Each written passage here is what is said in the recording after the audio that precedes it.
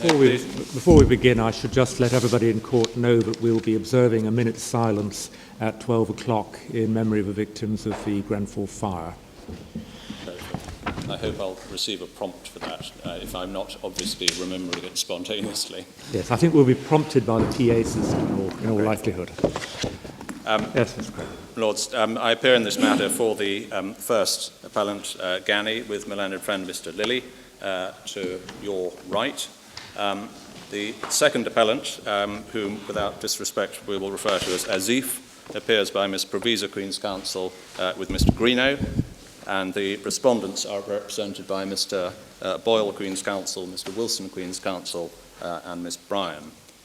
Subject to your lordships, it's been agreed between counsel that I should go first, followed by Miss Provisa for Azif, and that we would present our submissions essentially on just three headings: a very brief run through some of the highlights of the chronology, and then I will deal with ground one, which is whether the Court of Appeal in this case was entitled to overturn the first instance judge's findings in relation to the three specific companies which he held were not part of the ZVM Trust.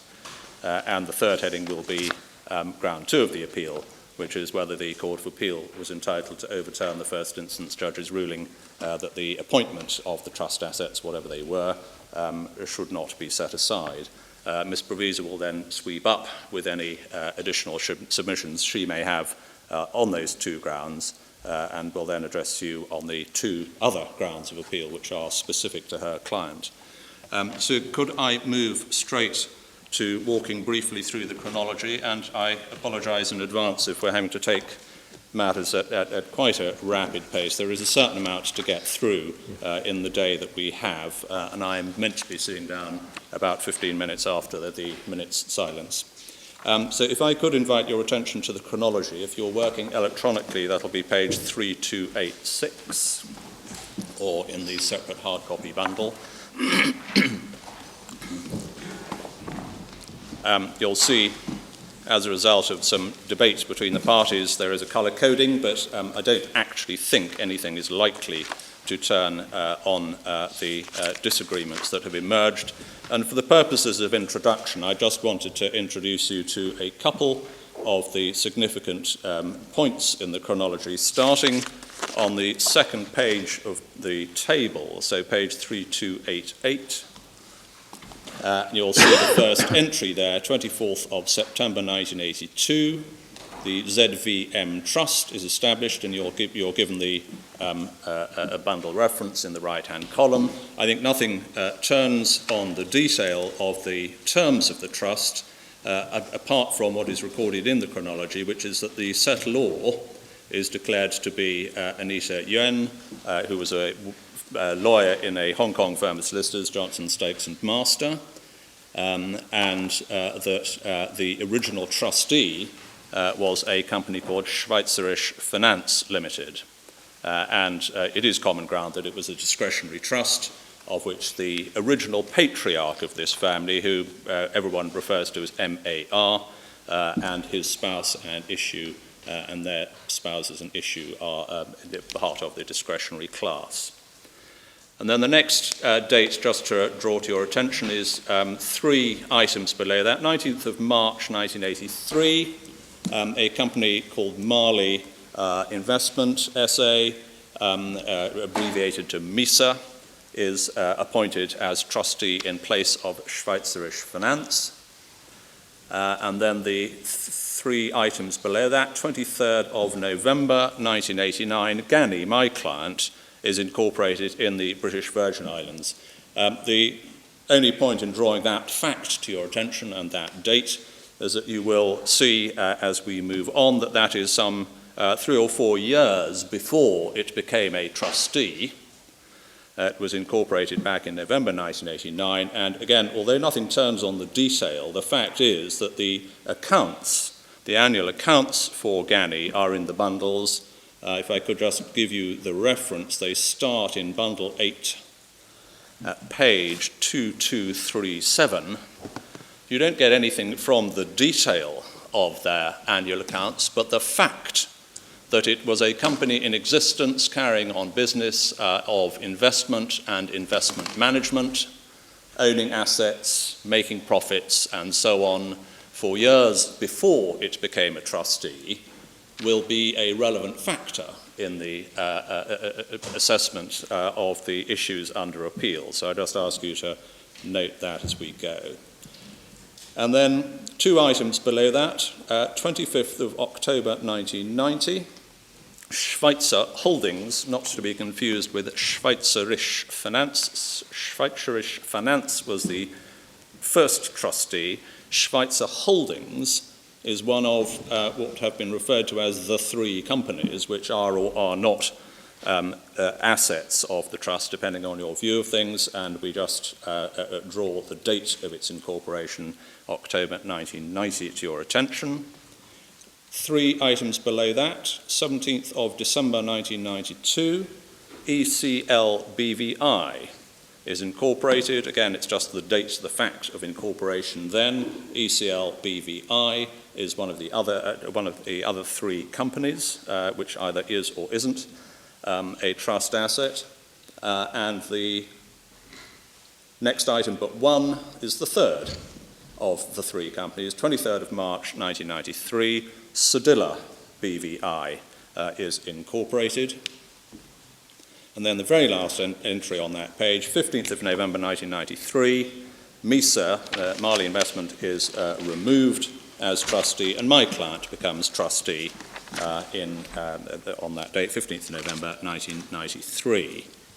Then over the page, just a few more, we can start moving through it. On the 16th of March, so the second entry on that page, 16th of March, the registered shareholder of the overwhelming majority of the share capital in a company called ECL Hong Kong transfers, so Wai Chu, which was a Hong Kong firm of accountants, transfers the overwhelming majority of the shares in ECL Hong Kong to my client, and it's common ground that those shares, ECL Hong Kong, are held on terms subject to the ZVM Trust.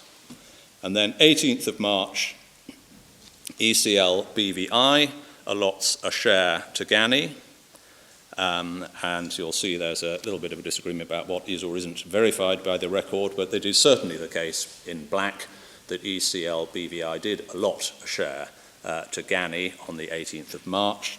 And the next entry,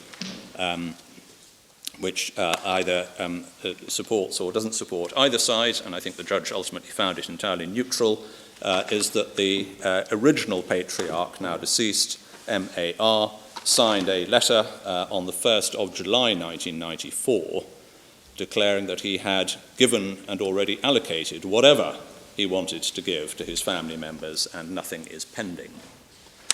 And then moving down the page, about 2/3 of the way down, 3rd of January 1995, there are board minutes of ECL Hong Kong which record that Azif stated that the shares in a company called Velson have been held for him since the 1st of January 1995, and prior to that had been held for his father, MAR, since its inception. Velson is an English company. It's a valuable company because it owns a property portfolio, and it was found at trial, and it has not been appealed to this committee.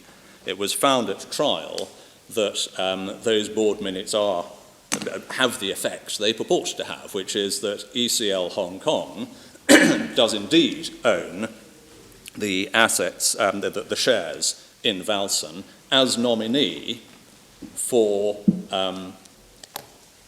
now Azif, originally for MAR, now for Azif. So the point of drawing that to your attention is simply that although it is the case that Gany holds the shares in ECL Hong Kong as part of the trust assets, not everything that ECL Hong Kong itself owns is held for the trust, because one of the assets owned by ECL Hong Kong is the shares in Velson, and it holds those as nominee for Azif. And that again as I'd explain later, is relevant to the assessment of what you get from the overall facts of the case. Then the next entry, the original patriarch, MAR, dies sadly in June of 1998. Over the page, second item down, 22nd of December 1998, a resolution is passed by the directors of Gany, appointing, or if you prefer, purporting to appoint, the trust fund in the ZVM Trust to ASIF, and that has been abbreviated as the 1998 appointment, and it's the validity of that appointment that is the subject of the second issue, the second ground of appeal. We can then move on rapidly. We can skip quite a lot now and simply take you on to page 3292. Third from last item on the page, 27th of January 2012. The claim form is issued by, using first names, Zorin, who is Asif's sister, and her husband and daughter, seeking information and ultimately an account. So the proceedings start in January 2012. We can then skip straight on to page 3297 after a considerable amount of interlocutory activity. About two-thirds of the way down, 3297, on the 12th of May, the trial begins before Justice Bannister in the British Virgin Islands, finishes on the 16th of May, and as was his practice, Justice Bannister issued his judgment extremely promptly, within about a fortnight, 3 items down, 30th of May, he gives his judgment, finding essentially that the claims by Zorin and her fellow claimants had failed. That was then appealed by them, and it came before the Court of Appeal in the BVI at the top of the next page, 13th of January 2015. And it is a matter of some regret that it took 14 months for the Court of Appeal to give its judgment, which is the next item in the chronology, and as we will be submitting, the judgment shows the signs of a judgment that was delivered 14 months after oral argument was heard. And our submission will be, insofar as you need to look at any matters of fact, the Court of Appeal, with respect, just got things wrong.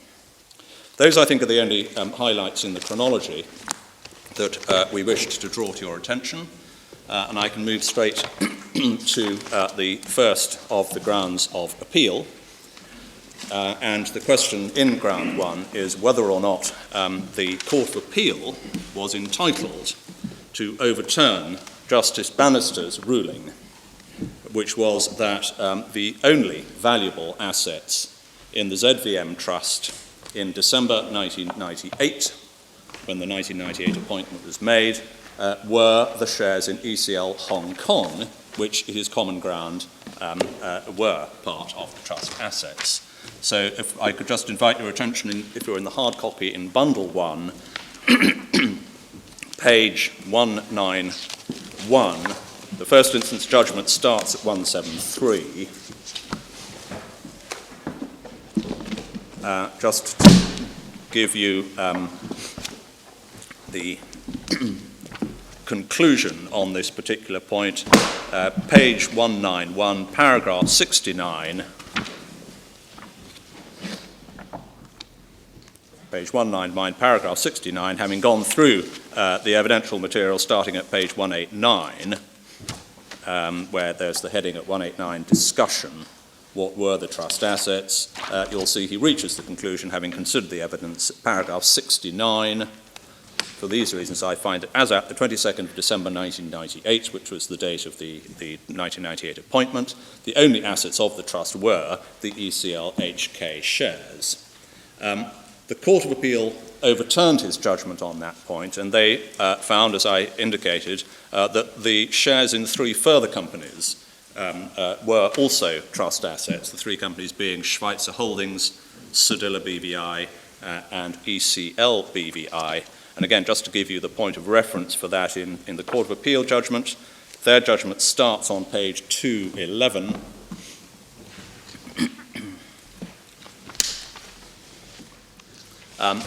In fairness, just if you're on page 211, the time lag between the oral hearing and the judgment appears worse than it actually was. There's a typo between the parallel lines. It says 2014, January 13th. It should say 2015. The relevant paragraph for immediate purposes is on page 250.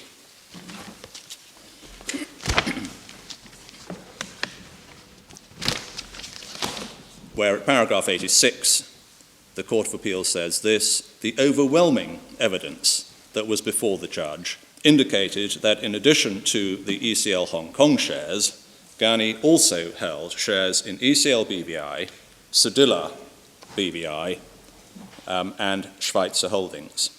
Accordingly, the judge made an incorrect finding of fact when he stated there was no evidence that any property other than ECL HK shares was the subject of a gratuitous transfer. Now, we'll get into the detail of how they got to that position in a moment, but just by way of introduction, what we say is that the Court of Appeal arrived at that conclusion on the basis, first, of an error of law in their approach, and secondly, on the basis of an erroneous interference with the trial judge's findings of fact. As to the first point, whether there was a point of law in the Court of Appeal's judgment at all, there is, we submit somewhat surprisingly, a difference between ourselves and the respondents. The respondents say, if you turn in their case,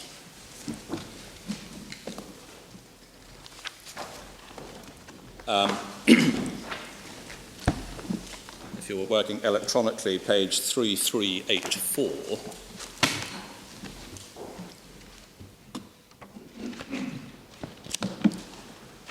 we'll come to the case law in a moment, but just to introduce what the disagreement is. Paragraph 127, whether the case of Re Curtis is interpreted as giving rise to a presumption or merely as a means of drawing inferences about what was the intention of the transfer or doesn't matter, because the respondent's case was not advanced in the Court of Appeal on the footing of legal presumption, and the Court of Appeal did not decide the case on that basis. So 2 assertions are being made there, one about how the case was presented in the Court of Appeal, and the other as to what the basis of the Court of Appeal's judgment was. We will submit that the respondents are wrong on both of those. It was presented to the Court. Only the latter matters, surely. Only the latter matters, but the fact that the latter is correct, the fact that we are right, that the Court of Appeal did decide it on a matter of law, is informed by the way it was presented. If you were in any doubt about what the Court of Appeal was actually thinking, one can look quite legitimately at what was being argued in front of it. So I entirely accept and agree, my Lord, with your Lordship's point, but I will briefly just go through how it was put in order to explain how the final product emerged. So the 3 points I just want to address you on in relation to ground 1 are, first of all, the question whether the Court of Appeal judgment was based on a finding of law. Secondly, if it was, did the Court of Appeal get the law right? And thirdly, to the extent that the Court of Appeal reversed the trial judge's findings of fact, was it entitled to do so? So those are the 3 issues I'll take you through. As to the first, did the Court of Appeal rely on a principle of law? And as we say, our submission is that they did, not least because that is what they were asked to do. If one looks in Bundle 1 at the Notice of Appeal, And this is entirely understandable. I mean, it's a purely forensic point to make, but it's entirely understandable because any appellant will know that it is difficult to persuade an appellate court to reverse a trial judge's findings of fact. So appellants are often tempted to present their argument on appeal as if it raises a point of law, and that is what the now respondents, then appellants in the Court of Appeal, did. If one has Bundle 1, the notice of appeal from Justice Bannister to the BVI Court of Appeal starts at page 197, and it's the passage at the very foot of page 200 that picks up paragraph at heading 3, the grounds of appeal. First, defendant's duty to account to the beneficiaries of the ZVM trust. The judge found that the burden was on the claimants to prove that the assets vested in the first defendant other than shares in ECL Hong Kong were held on the trusts of the ZVM trust. The trustee is under a fundamental duty to account for trust assets. Such duty has been established by a number of authorities. And then 246 lines down, just after Springett and Dashwood, in circumstances where assets have been transferred to a trustee by or on behalf of the settlor, at least some of which have been admitted to be trust assets and in which the trustee has failed to keep proper and distinct accounts showing which assets are held on trust, parentheses, last 3 lines, the burden is on the trustee to demonstrate that he is not accountable to the beneficiaries for the assets in question as trust assets. And they go on in little 3 to say the judge failed to take the right approach. And then if one, in the same bundle, page 403, one just looks quickly at the skeleton argument that was put forward.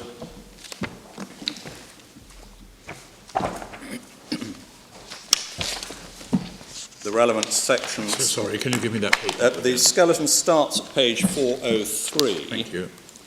And the relevant passage begins at the very bottom of 409. Under the heading Gany's liability to account, paragraph 20, they recite that the finding that I took you to, the only assets were the ECL Hong Kong shares, and they say at the very bottom, in doing so, the judge reached a number of flawed conclusions. One, that the burden was on the applicants to prove positively that assets vested in Gany were held as assets of the ZVM Trust rather than beneficially or as nominee for anyone else. And then under the heading in the middle of the page, burden of proof, it is submitted that contrary to the judge's findings at 64 and 65, the burden was on Gany to prove that assets held by it were not held on the ZVM Trust. And then over the page, para 26, the appellant's position is that because a trustee is under a duty to keep clear and accurate records, where it doesn't do so, the burden of showing that assets transferred to it during the currency of its trusteeship are held otherwise than as trust assets falls upon the trustee. This proposition is consistent with Re Curtis, in which it was held that where assets are transferred to the trustee of an existing settlement, those assets are presumed to be intended to be held as an addition to the settlement. Over the page at the very top, such presumption is, of course, rebuttable on the basis of evidence.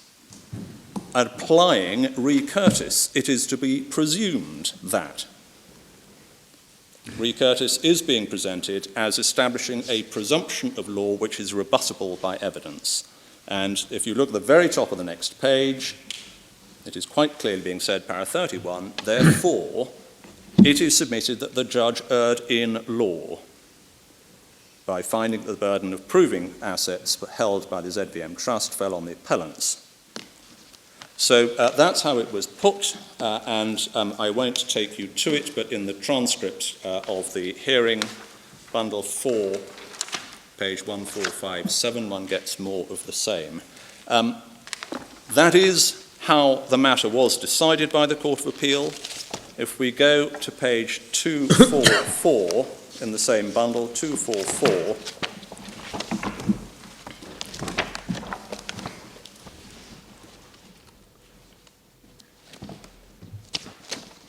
you'll see at the very top of page 244 is the heading Findings of Fact.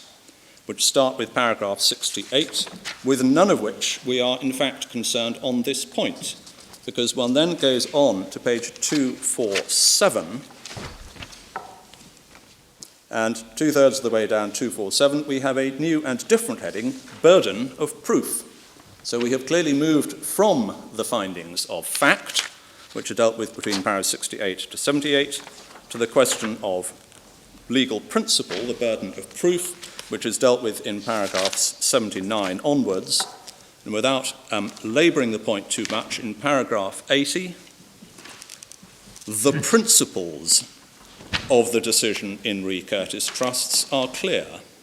They are described as principles. It is not being treated as a case involving a finding of fact. It is described in terms as being a case depending on principles, founded on principles.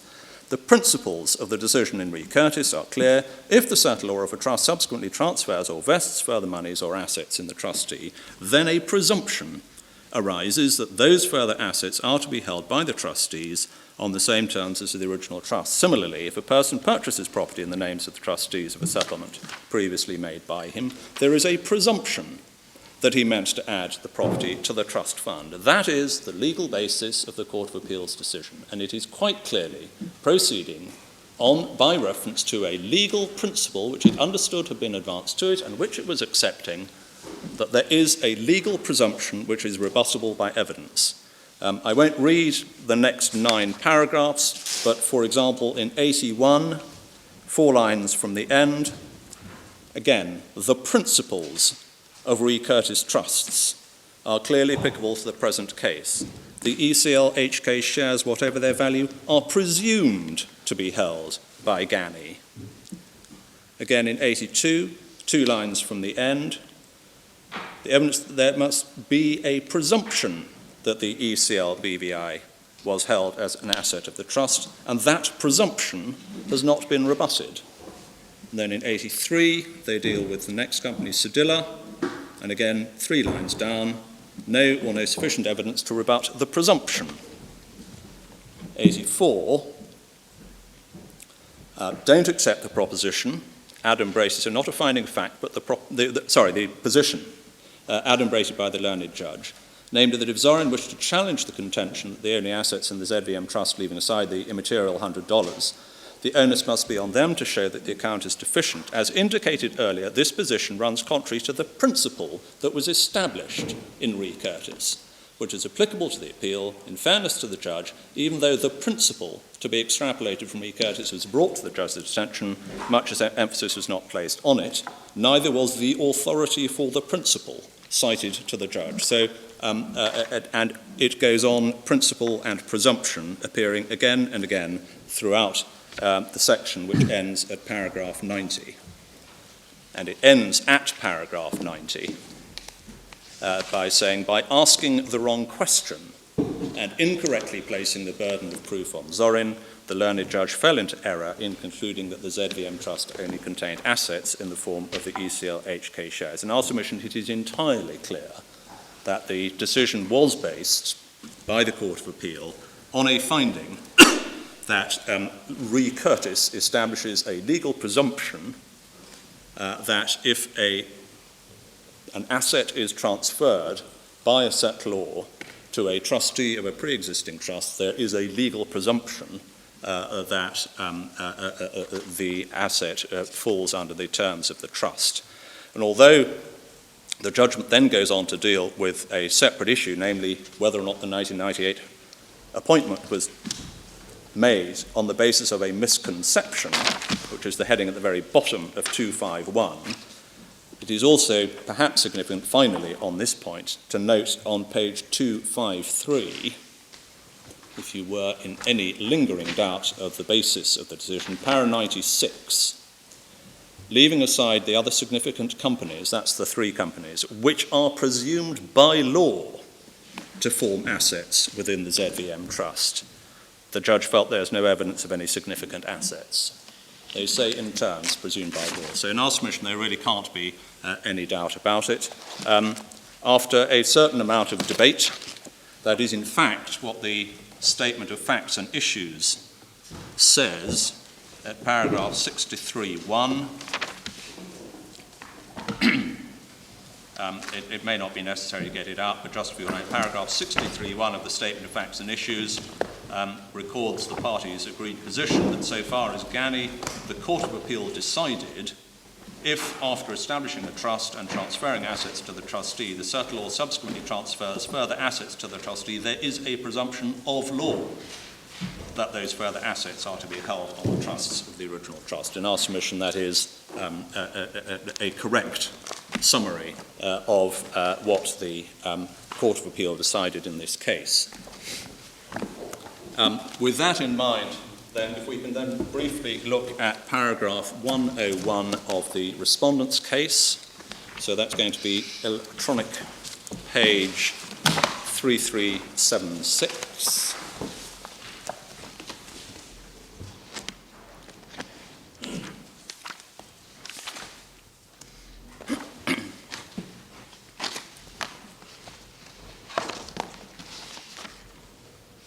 They say, paragraph 101, regarding the burden of proof, the proceedings were by way of notice of omission from Gany's sworn account. Therefore, they then concede, in our submission correctly, subject to the operation of any relevant presumption, the legal burden, admittedly, lay on the respondents to prove that the sworn account was wrong. So they are saying, subject to any presumption, they did have the burden of proving that these three companies were trust assets. They then add, and I'll just deal with it briefly now, they then say, however, it is obvious that the respondents discharged that burden when Azif belatedly admitted that ECL Hong Kong was an asset of the ZVM Trust. The only question thereafter was not whether the account was wrong, but how wrong it was. Well, with the greatest respect, that simply cannot stand as a credible submission. The issue was whether or not ECL BVI, Schweitzer Holdings, and Sedilla BVI were or were not trust assets. The fact that a beneficiary has proved that one item, well, in fact, it didn't even prove because it was conceded by Azif and accepted by the trustee, that ECL Hong Kong was a trust asset. Well, the issue surely was whether the trustees had correctly accounted. The answer to that question was no. I'm not sure that it's necessary then to deal with each single alleged error as if it was a distinct allegation. The essential situation was that the trustees had failed to account that on this factual premise. My Lord, by the time the trial happened, the trustees acknowledged that ECL Hong Kong was a trust asset. When the very first account was put in at the very beginning of the proceedings, it's entirely correct to say that particular element had been omitted. But by the time the trial was conducted, it was accepted by the trustee that ECL Hong Kong was a trust asset. So the question was not whether or not that item was or wasn't rightly included. The question was whether or not there was evidence to show that in other respects the account had not been properly given. And in relation to that, the onus is on the beneficiary seeking to challenge the account to prove that other items, simply because one item was originally not included, doesn't throw the onus of proof onto the trustee. The question is not, should an order for an account be made? If the only question was, should an order for an account be made, then the fact that an error had once been made might be a good reason for ordering an account. But we're not having a debate about whether or not an order should be made for an account. We're having a debate about whether the Court of Appeal was entitled to reverse a finding of fact that the account was not deficient by failing to include these three companies. So it is, with respect, entirely a question of law as to whether or not the first instance judge was right in saying the onus is on a beneficiary to demonstrate that items should be on the account if they're not. And the Court of Appeal, we say, is entirely wrong to say that the onus of proof is on the trustee to prove that an item isn't a trust asset.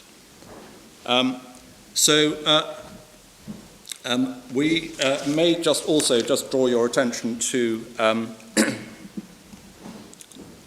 page 3389, paragraph 145, where my learned friend does say that we would submit inconsistently with his assertion that there was just a finding of fact. At paragraph 145 of their case, the respondents say the Court of Appeal went on to answer the point of law identified at paragraph 11.1. That's at paragraph 11.1 of the Court of Appeal judgment, by holding that paragraph 85, that the trial judge had been wrong to cast the burden of proof on Zorin. Our submission is that that is a correct summary of what the Court of Appeal decided. They decided a point of law, and the only question now is whether they decided that point of law correctly. So that is the second question. We have, trust established that the decision of the Court of Appeal was based on a point of law. The question is, well, did they get that point of law right? And this, just if you are wondering where we are in our printed case, we are on page 3304, paragraph 10, and we're about to go to re Curtis, which is the case that the Court of Appeal relied on. And before turning up re Curtis, could I just give you perhaps three propositions that we advanced by reference to it? The first is, once we've looked at re Curtis, and it won't take long, this is a very short judgment, it was, first of all, a decision purely on its facts. It expresses no legal principle at all. Secondly, when one looks at the argument in re Curtis, it was not even suggested that there is the presumption that the Court of Appeal seems to believe existed in this case. There is this presumption that if a settlor transfers to a pre-existing trustee, there is a presumption that the property is held on the terms of the trust. Third proposition, indeed quite the reverse is the case when we look at re Curtis. What was argued and what was decided turned on an entirely separate question, which is whether there was in that case sufficient evidence to rebut what would otherwise be the presumption of a resulting trust in favour of the transferor, the settlor. So that is what we get from re Curtis. And if we can go very quickly to it, so it's Authorities Bundle 1, tab 10.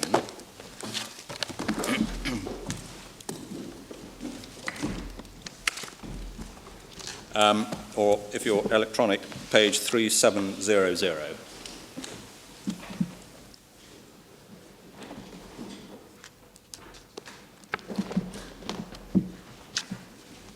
And could I perhaps just invite your lordships to read the headnote and the first three lines of the holding, because there's a second holding that doesn't matter. So just the initial headnote and the first three lines of the holding.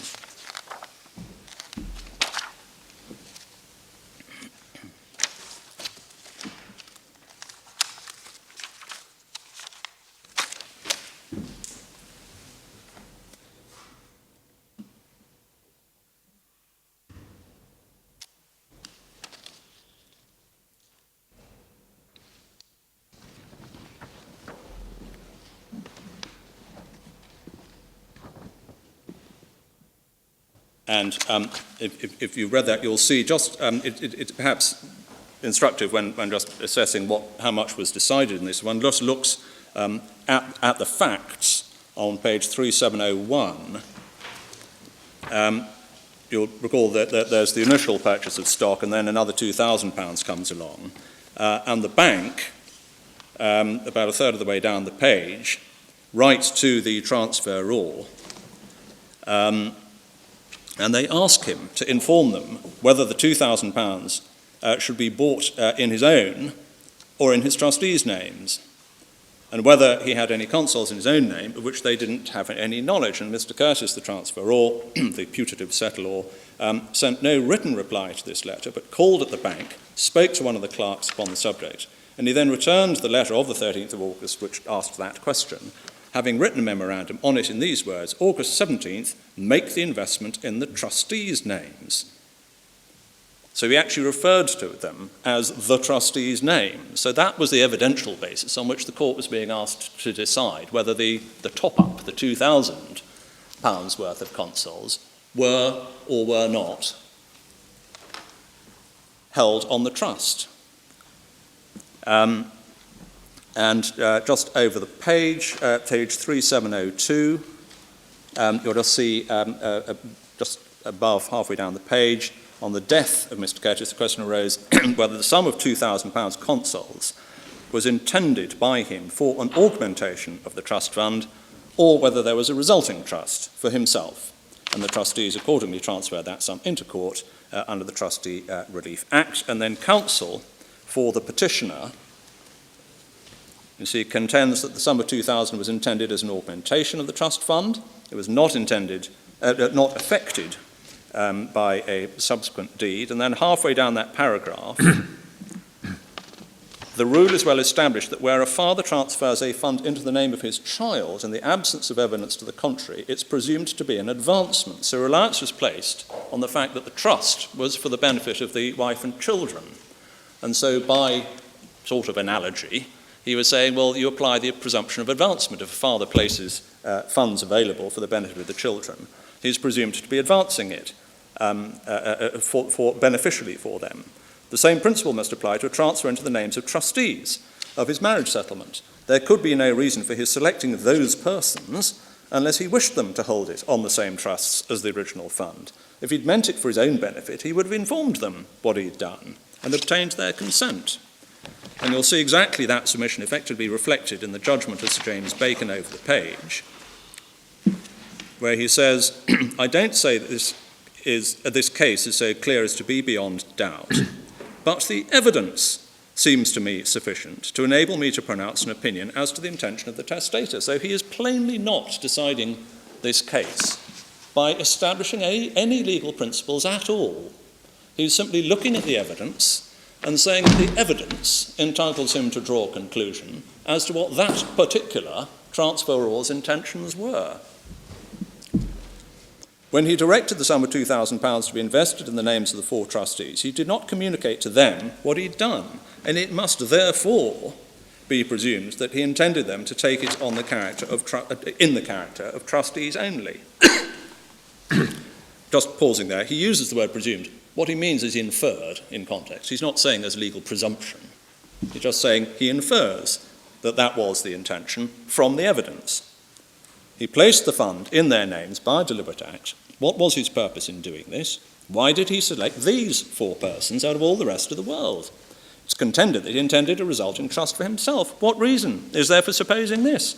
If he'd meant the fund for his own benefit, he would have told the trustees of his intention.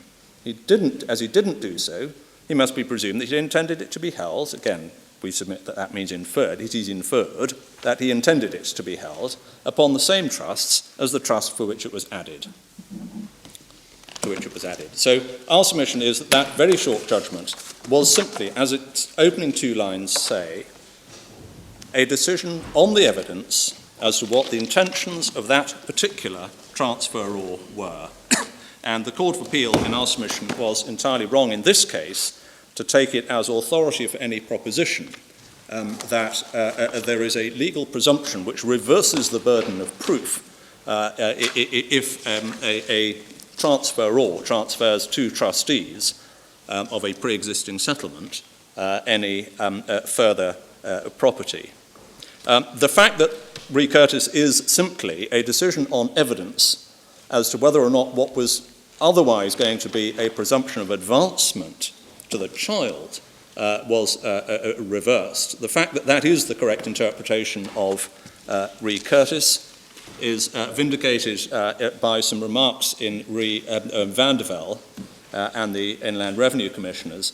Can I just give you the reference to that, because time is tight and I don't want to take time unnecessarily. We quote this in paragraph 14 of our case, page 3305, and we give the relevant paragraph, the relevant page number in Van der Velde in the footnote, and the authority is at Authorities Bundle A3, tab 39, or if you're working electronically, page 4387. And the only other authorities that I would wish to draw to your attention are in footnote 14, if you're in our case on page 3305, footnote 14. We also mention Underhill and Hayton, which is authorities, again, bundle 3. It's the very last tab, tab 53, page 4589. And the other case, which is striking on this point, is a Cayman decision, JF and MF, and Hexagon Investments, which is authorities bundle A2, tab 18, in which my learned friend Mr. Wilson was fortunate enough to appear. And essentially exactly the same argument was run in that case, that Re Curtis raises a presumption. And the court in that case rejected that submission. I'm not going to ask you to go to it, but we give you the relevant paragraph numbers, 172 to 174. It is quite clear that essentially exactly the same argument, based on the proposition that Re Curtis's authority for a presumption was run in that case and rejected. And it would perhaps have been helpful to the Court of Appeal in our case if that authority, JF and Hexagon, had been drawn to their attention, because it is, with respect, clearly against Landed Friend's proposition as advanced in that court. We go on to say that there is no other, if we're going back to our case at page 3305, paragraph 16, we see there is no other judicial authority to support the existence of a supposed legal presumption, as found by the Court of Appeal, and the only commentary that purports to support it is a few lines in Lewin on trusts, which simply uses Re Curtis as authority for the proposition which the Court of Appeal established. So Lewin is no better than Re Curtis. If it is a wrong interpretation of Re Curtis, then Re Lewin adds nothing. And in our submission, it is wrong, because it's quite clear that Curtis is not authority for any legal proposition at all. We then deal in paragraph 17 of our case with some reasons of principle as to why there should be no presumption raised. I'll leave my learned friend to respond to those if he wishes. We stand by what is said, not least the very last point on that page, 17.3, which is that the presumption, if such a presumption existed, its application would be entirely arbitrary, because it would produce completely different results based on inconsequential differences of form. If one simply imagines, as happens, a wealthy person establishes a trust for the benefit of his spouse and children, and subsequently property is transferred to that trustee, if this presumption exists, it would apply in those circumstances. But if you change the facts only very slightly, and the settlor establishes one trust for the benefit of the spouse and one trust for the benefit of the children, the presumption can't operate, because if subsequent property is transferred to the trustees, you don't know which of the trusts it is presumed to benefit. So if you only tweak facts very, very slightly, you produce a completely different result. And in our submission, legal principles or legal presumptions should not be capable of producing arbitrary results based on very slight variations of fact. The fourth point, which we don't make explicitly, but I hope is inherent in our submissions, the fourth point of principle, is really that there is simply no need to raise a presumption of law in this situation.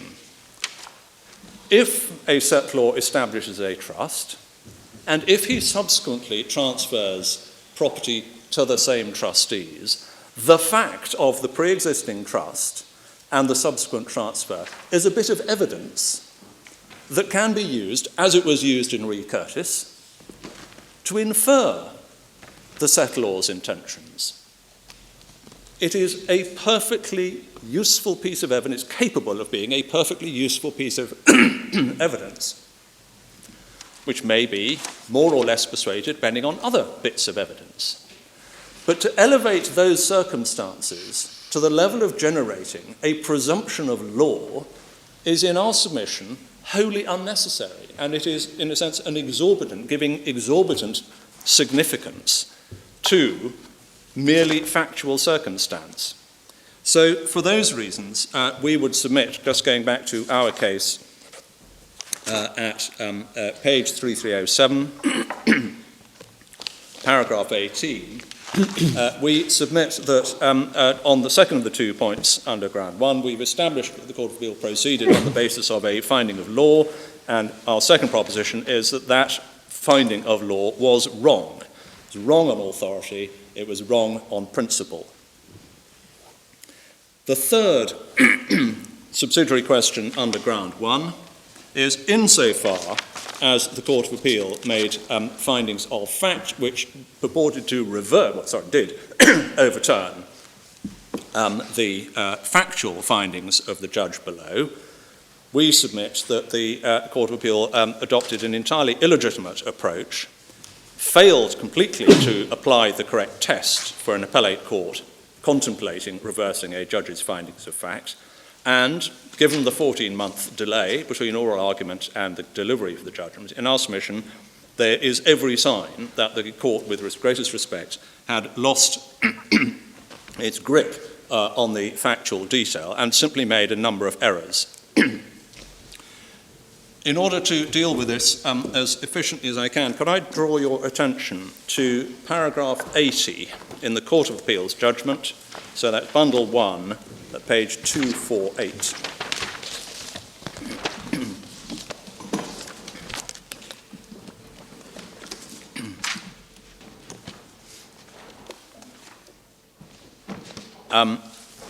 We've gone to this just to establish that the decision was based on a point of law, and I just want to go back to it to remind you what the elements that the Court of Appeal identified as being necessary in order to trigger the operation of the principle that they identified. They say in para 80, the principles of the decision are clear. If the settlor of a trust subsequently transfers or vests further monies or assets in the trustees, then a presumption arises. And it's also clear just from, although they don't say it there, it's clear from paragraph 86 that what they mean by transfer is a gratuitous transfer. So there are 4 elements which have been identified as being necessary in order to trigger this presumption that the Court of Appeal has identified. The settlor, first element, has to be doing something. Secondly, what he has to be doing involves transferring or vesting property. Thirdly, gratuitously. Fourthly, to an existing trustee. And if we keep the Court of Appeal's judgment open to see how they took a different view on the facts from the judge, we'll see with respect that their finding unravels. They deal with each company in turn, starting at paragraph 82, each of the three disputed companies. 82 is dealing with ECL BVI. 18th of March, they say 1994, 2 days after the ECL Hong Kong shares were transferred to Gany, 1 share in ECL BVI was allotted to Gany. This share was subsequently transferred to Mali Investments SA on the 30th of September 2010. Mali Investments had been incorporated the 7th of February 1980 and had been the trustee of the ZVM Trust from the 19th of March 1983 until the appointment of Gany on the 15th of March 1993. That chronological narrative is, with the greatest respect, entirely irrelevant, because it is perfectly clear that in 2010, when Gany transferred the shares in ECL BVI, MISA was not a trustee. So the fact that it had, before the allotment of these shares, been a trustee, and the fact that it was a transferee after, is, with the greatest respect, entirely irrelevant, because it was never the trustee at a time when it, MISA, was never a trustee, at the time when it held the ECL BVI share. So if the Court of Appeal is saying, and it is presumably saying these things for a reason, if it is saying those things about MISA, as if it gives rise to some sort of inference that these were trust assets, it is entirely irrelevant to the circumstances of the case. They then go on, Khalid's evidence was that although MISA held investments on behalf of MAR, it had never declared itself as trustee, but he was never cross-examined, and the evidence there must be a presumption that the share in ECL BVI was held as an asset of the trust, and that presumption has not been rebutted. Now, just thinking of the four things that need to be established in order for the presumption to arise, first of all, the settlor has to have done something. Well, we know that the settlor is a Hong Kong lawyer. That's a rather technical view of the position, is it not? It is one of the elements that goes into the analysis. It is not the only one by any means. The second thing is that even if it is relevant to take account of the fact that MAR, the original patriarch, was the economic settlor, as has been described, there is no evidence in front of the Court of Appeal to show that MAR owned ECL BVI in March 1994. And secondly, there is no evidence that it was MAR that arranged for the allotment to be made. All we have is the corporate record. So insofar as you're looking for the first element, the settlor doing something, neither as a matter of form nor as a matter of economic substance was there evidence for the Court of Appeal to be satisfied on that first element. Next point is that whatever happened, it was not a transfer from MAR to the trustee. It was an allotment of a share by ECL BVI itself. That is not a disposition by MAR, if he is regarded as the relevant economic settlor, of his property. It's a company allotting its own share. So the second element that's required for this presumption is not present. What do we know about ECL BVI at that stage? It had been incorporated relatively recently. Well, my Lord, I will try and answer that perhaps later. All I would say, though, by way of response to your question, is that the Court of Appeal is here overturning the trial judge's findings of fact.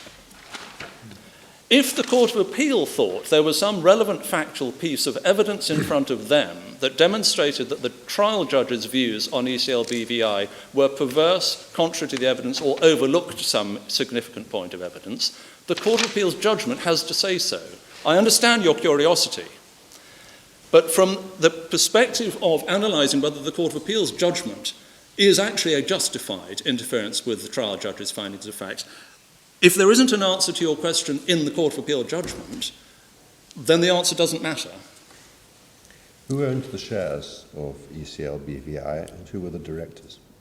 I don't know that we know the answer to either of those. Well, we're told in the chronology that MAR was appointed as the first director of the company in December of 1992, and the reference to it, that's repeated in the reference to the allotment in 18th March 94, yes. And it said in red that we don't know of any other director. Yes, yes. Whether that remained the position or not, I don't know. There are entirely, if we were conducting a trial, all of these would be interesting questions to ask, and answers would be relevant to reach a finding of fact. But you are not making findings of fact. All you are doing is assessing whether or not the Court of Appeal, on the basis of what it said, was entitled to reach the view, and I don't need to remind you what the test for an appellate court reversing a trial judge's findings as a fact are. It's got to come to there has got to be a convincing case in the Court of Appeal's judgment itself that the trial judge has overlooked something and reached a decision which is either wholly unsupported by the evidence or perverse or contrary to the evidence. Well, the judge's reason for deciding that there were no other assets in the trust was not based, as I understand it, on a weighing of evidence, but simply that no evidence at all had been adduced that there were. Yes, absolutely, and that there is no evidence that any other property was settled on the trust. That is the case. The only reason that the appellants, the now respondents, tried and succeeded in getting a different result was on the basis of this presumption. And what I'm simply walking you through now is the material to show that the presumption, even if it exists, doesn't arise on the facts of this case. Lords, I'll have to move on relatively rapidly. The next point on ECL BVI is that there was no evidence, indeed there could not be evidence. But can I just ask, is it common ground that ECL BVI was incorporated by MAR? He set it up. I don't think that's common ground. That's what's stated in black in the chronology at page 3288. Sorry, yes. It appears, certainly that was the evidence of Azif. Well, it's here in black, which I think means it's common ground, doesn't it? And if MAR I'm sorry, yes. Azif's was the first director, one would tend to assume that in any event. Yeah. Well, Azif's evidence was ECL BVI was formed by my father and I at the end of 1992, was the evidence that he gave. But as I say, Lord, it is always interesting to know what you might have found if you had been the trial judge, but that is not the exercise on which you were engaged, and it wasn't the exercise the Court of Appeal was engaged on. The next point is that the share in ECL BVI was allotted, according to the Register of Members, at par. And indeed under BVI company law, as under most Anglo-Saxon-based company law, you can't allot a share at less than par. I'll give you the reference, it's bundle 8, 2867. So it's not a transfer, it's not something MAR does, and it's not gratuitous. And one of the points we make, just so we don't lose sight of it, Van der Velde number 2 is important authority. I don't have time to take you to it, but it's authorities bundle 3, and it's tab 40, and it's page 4460. And it deals with the question, which, in a sense, your Lordship's questions are nibbling at, which is, if something is done by a company which is controlled by a settlor, is that the same thing as the settlor doing it? And with the greatest respect, one would have to ignore the findings in Prest and the whole concept of separate legal personality, simply to deem an act by a company which is controlled by a settlor, if that is what it were, as being the act of the settlor. Van der Velde number 2, as I say, it's Authorities Bundle 3, tab 40, page 4460 to 4461 is the relevant passage. No evidence of a gratuitous transaction. The evidence that was in front of the court, and again, I don't want to take you to the page, but just Mr. Azif's evidence, paragraph 71, bundle 5, page 2021, his evidence was that Gany held ECL BVI for itself. There wasn't any evidence to rebut that. Just on the material that was in front of him, Justice Bannister's finding in paragraphs 65 and 66 of his judgment were that there was no evidence of any gratuitous transfers to any of the trustees of any assets other than ECL Hong Kong, while each was a trustee of the ZVM Trust. And he also held in paragraph 66 that MAR retained ownership of the businesses down to the date of his death. In relation to ECL BVI, there is no material with respect which could have justified the Court of Appeal in reversing the judge's findings in that regard. Second company is Sedilla BVI, and if we can go back to the Court of Appeal judgment to see how they dealt with that, that's page 249.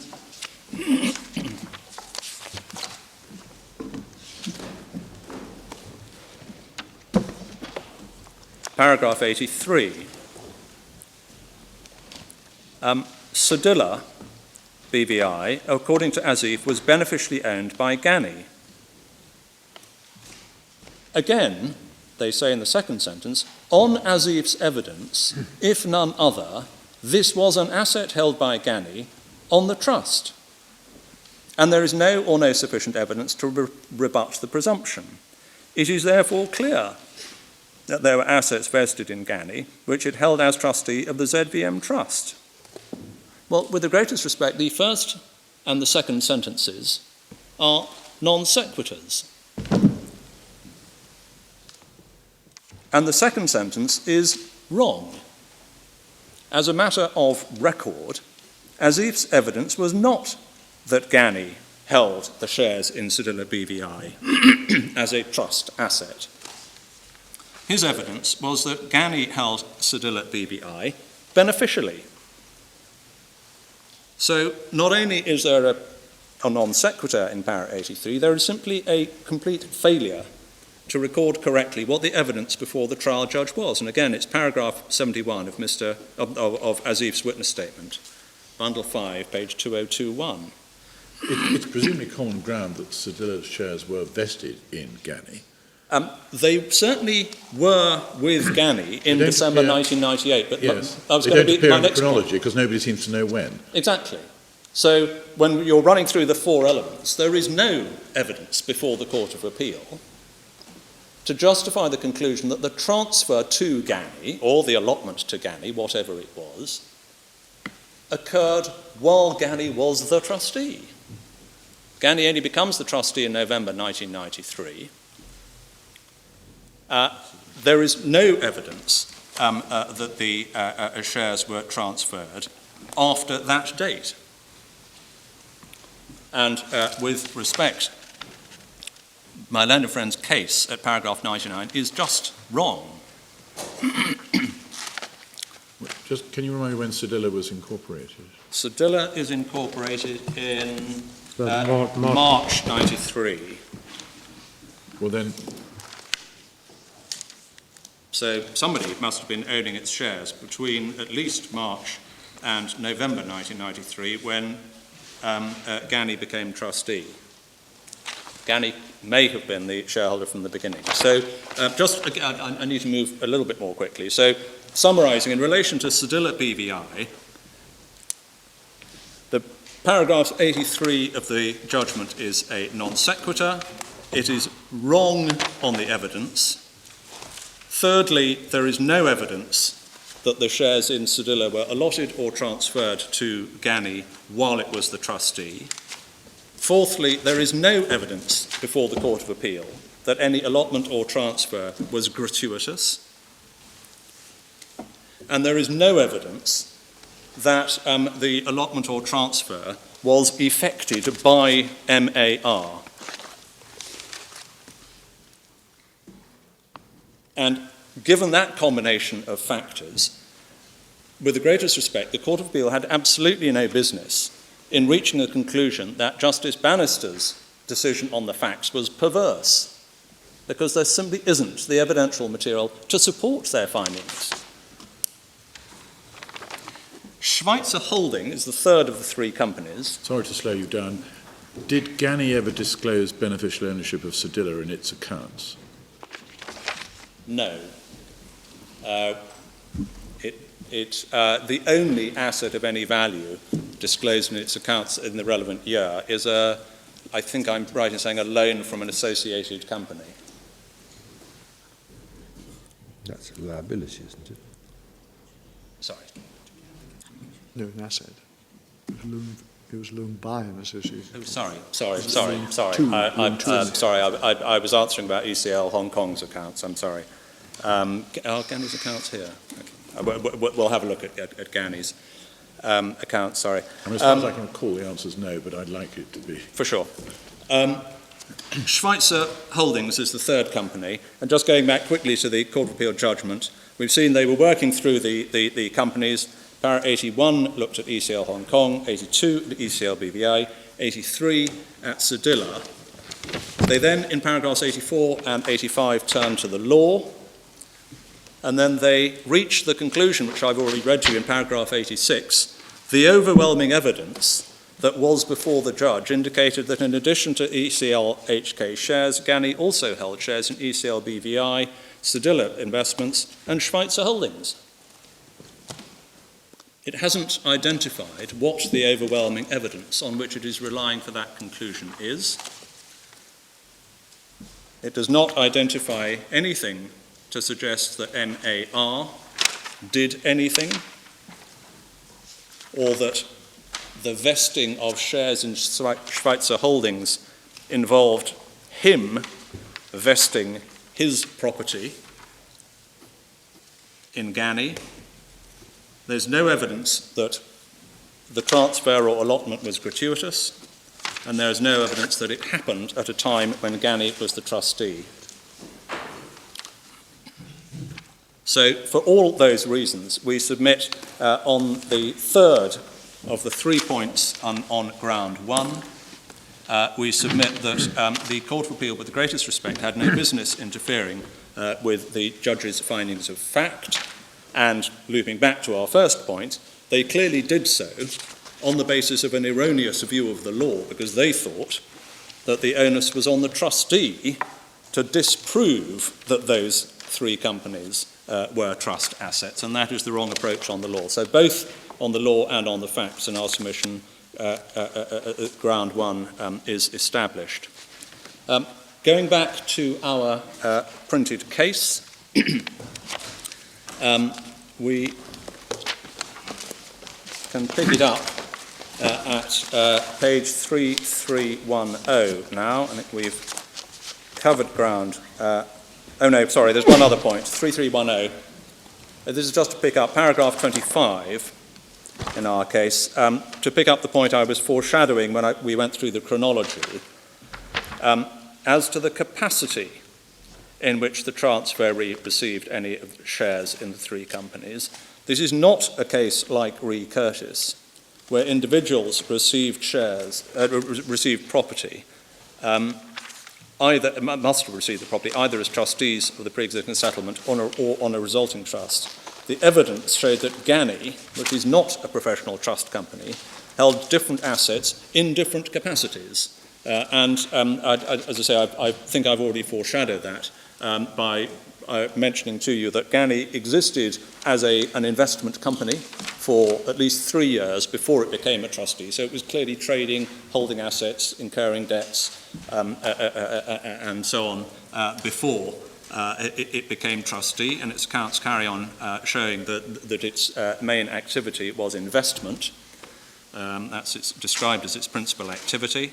One sees that from the accounts. And I've also made the point that one of the assets that Gany undoubtedly did own was the shares in ECL Hong Kong, which admittedly it was holding as part of the trust, but the assets that ECL Hong Kong itself owned were not all beneficially held for the purposes of the trust, because one of the things that ECL Hong Kong owns is the shares in Valson, and Valson is the property portfolio which the judge accepted, and it's not been overturned.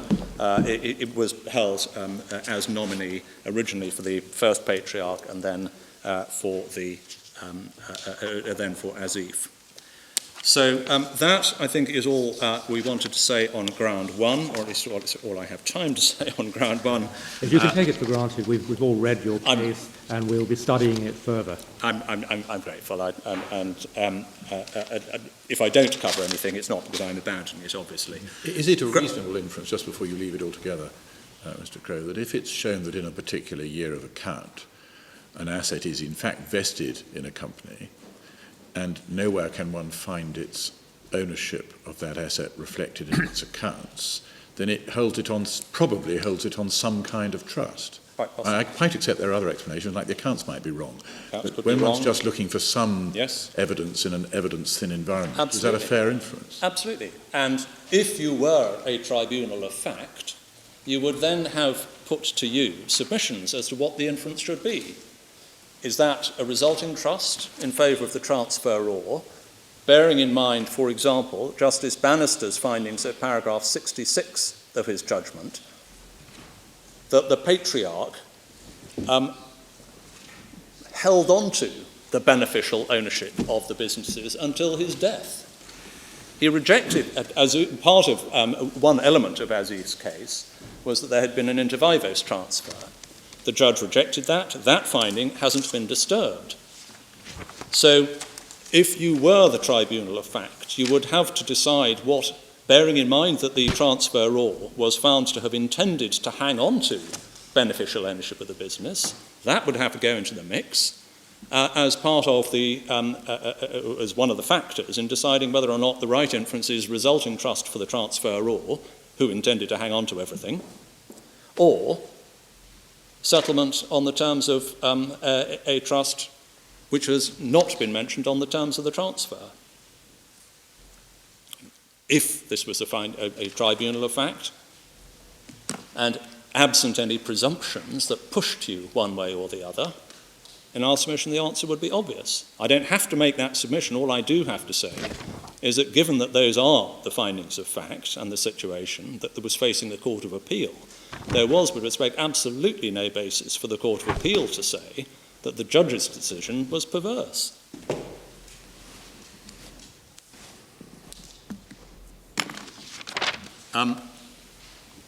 Ground two. Ground two is the validity of the 1998 appointment.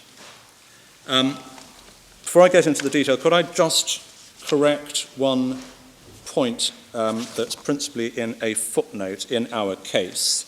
Page 3320, paragraph 42, a point is made about how the case was put at trial. In paragraph 42 it said, leading counsel for the respondent at the trial did not even make any submission that Banu or Salim acted under a misconception. Instead, the submission was that they had failed to make an independent decision for themselves. The respondents should not have been allowed to argue in the Court of Appeal a case of misconception against Banu and Salim when that case had not been put to them in cross-examination, well, that point stands, or even raised by way of submission at the trial, and a footnote is given saying that the matter wasn't developed in argument, submissions in reply were not made by Gany's leading counsel. There's been an exchange between counsel and I've been shown written submissions that were put in by Gany in closing. It is the case that Gany did, you may have gathered I didn't do the trial, that Gany did put in written submissions on the misconception point. What is fair to say is that the misconception argument wasn't developed orally in the sense that not a great deal was made of it. Justice Bannister gave a pretty strong nudge, and counsel then appearing for the claimants moved on and made the case essentially on the basis that the trustees simply rubber stamped something was put in front of them. So that was the focus of the case. But in fairness, I think it is overstating it, as I now accept, to say that it wasn't even raised by way of submission. So without spending longer over it, it may just be convenient to put a line through paragraph 42 and footnote 91. Right, now the substance of the misconception argument. You'll recognise that the factual situation is 22nd of December 1998. The three directors of Gany, Azif, his mother Banu, and Mr. Salim. Mr. Salim, just to emphasize, there was also a brother, Salim Rangoonwala. Mr. Salim is a different person, in case anyone were confused. So there's a meeting of the three directors, and it is said that the decision to make the appointment was made on the basis of a misconception. It may be convenient just to look at how that is, where and how that's decided in the two judgments. So at first instance, it's in paragraphs 73 and 74. So that's page 191.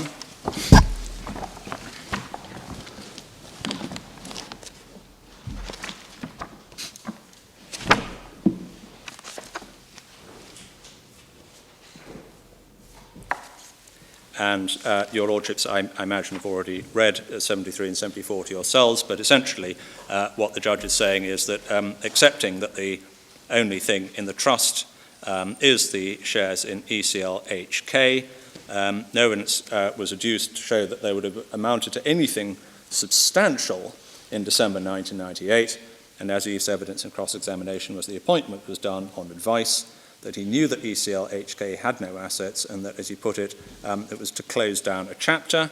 Although Mr. Salim says that he knew that there were no significant assets in the trust, because MAR had transferred his businesses to Azif, and that, incidentally, is the decision, is the assertion which the judge has rejected in paragraph 66. So although he's saying Mr. Salim thought there wasn't anything significant in the trusts for an erroneous reason, because he thought that the businesses had been transferred to Azif, nevertheless, he says, it seems to me that the factual matrix against which this decision was taken was that the trust had ceased to have any significant assets or any significant purpose.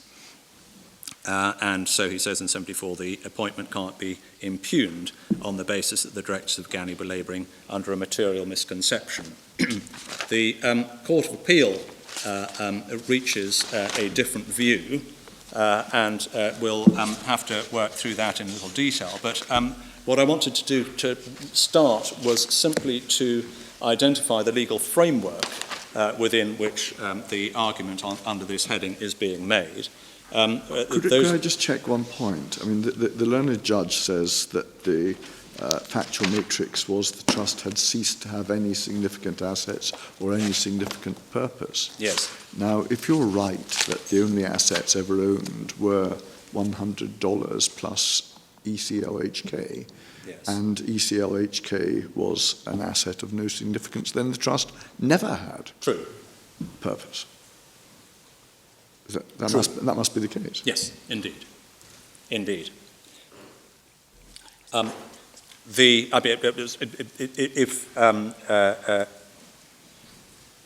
Your Lordship's question is directed towards suggesting that there may therefore have been a misunderstanding that by using the word ceased, there is implicit in that an assumption that at one stage it had other assets and had a purpose. It could absolutely have had a purpose, namely a prospective use. And you will see that one of the debates, which is not a relevant one now, is a discussion that was taken many years later in 2010, 2011, as to whether or not assets should be put into the trust in order to divide up a part of the estate. So the fact that the word ceased is used doesn't, in our submission, undermine anything that the trustee is saying. Now, that is the, as I say, that's the trial judge's finding. That was challenged on appeal, and it is apparent, your Lordships may have seen from our case, that there are two related but different strands of law. One is the general law of mistake. Anyone can make a mistake. You don't have to be a trustee to make a mistake. And then there is what has been known and will remain known as the rule in Hastings-Bass, which is the principle that if a trustee fails to take into account a relevant factor which he was under a duty to take into account such that his oversight is a breach of trust, then the court can exercise its equitable jurisdiction to set aside the trustee's decision. So the first question that one just needs in terms of analysing what's gone on here is to understand what is the legal framework within which the debate is being conducted. And it is quite clear, I won't take you to it, but in the respondent's case, they make it clear in paragraphs 158 and 201 of their case in front of this committee that they put their case and they stand by their case only by reference to the rule in Hastings-Bass. We are not, in this case, concerned with the law on mistake. And it is clear in our submission, common ground, that the Court of Appeal decided it on the basis of Hastings-Bass. That's clear from the Court of Appeal's judgment in paragraph 93. Second point then, having identified what the legal framework is, well, what are the applicable legal principles? I think I've already outlined that. Did a trustee take a decision on the basis of a misconception, if you can use that term loosely? Secondly, was that a failure to take into account a relevant factor which the trustee was under a duty to take into account, such that his failure to take into account is a breach of trust? And thirdly, if so, what does the court do about it? Because if there is a breach of this principle, the decision of the trustee is voidable in exercise of the court's equitable jurisdiction over trusts. It is not void ab initio, and therefore the court has to decide what to do. Now, all of that one gets from Pitt and Holt. I don't propose to take you through it because it's a slow way of advancing submissions on what I think is not a controversial legal framework, but just so that you have the paragraphs that we would regard as relevant in mind. Pitt and Holt is in the Authorities Bundle 2 at tab 29, and the propositions I've just advanced to you, we would submit emerge very clearly and succinctly from paragraphs 2, 70, 73, and 93.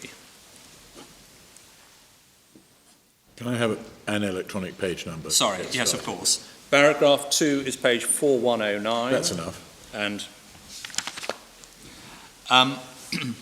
we've seen what Justice Bannister decided.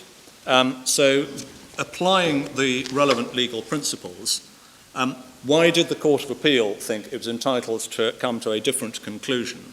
For two reasons, essentially. First of all, because it held that the three companies we've been looking at under Ground 1 were part of the trust assets. And secondly, because the Court of Appeal considered that the directors were under a misconception as to the value of ECL Hong Kong, the admitted asset of the trust, even leaving the three companies out of account. Now, dealing with those two in turn, first of all, the Court of Appeal, there hasn't been an announcement, and it's noon. It's not quite noon yet. It's not, that My clock. Lords, ladies, Her Majesty's Government has asked that the nation observe a 1-minute silence at 12 noon today to remember those killed or otherwise affected by the Grenfell Tower fire. As the time is now approaching 12 o'clock, we kindly ask all those in the building to stop what they are doing and prepare to mark this moment of remembrance. I will announce when the minute is over. It is now 12 o'clock.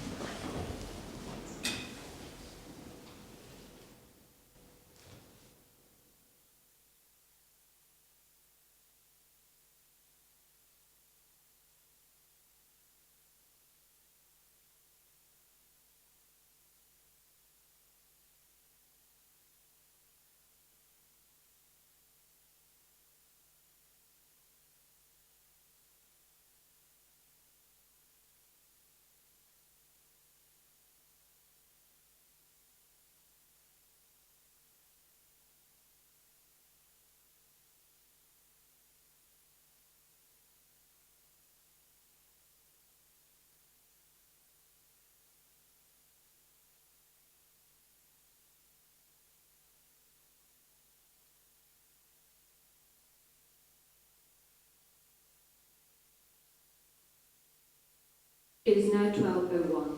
1 minute has passed. Thank you for your mark of respect.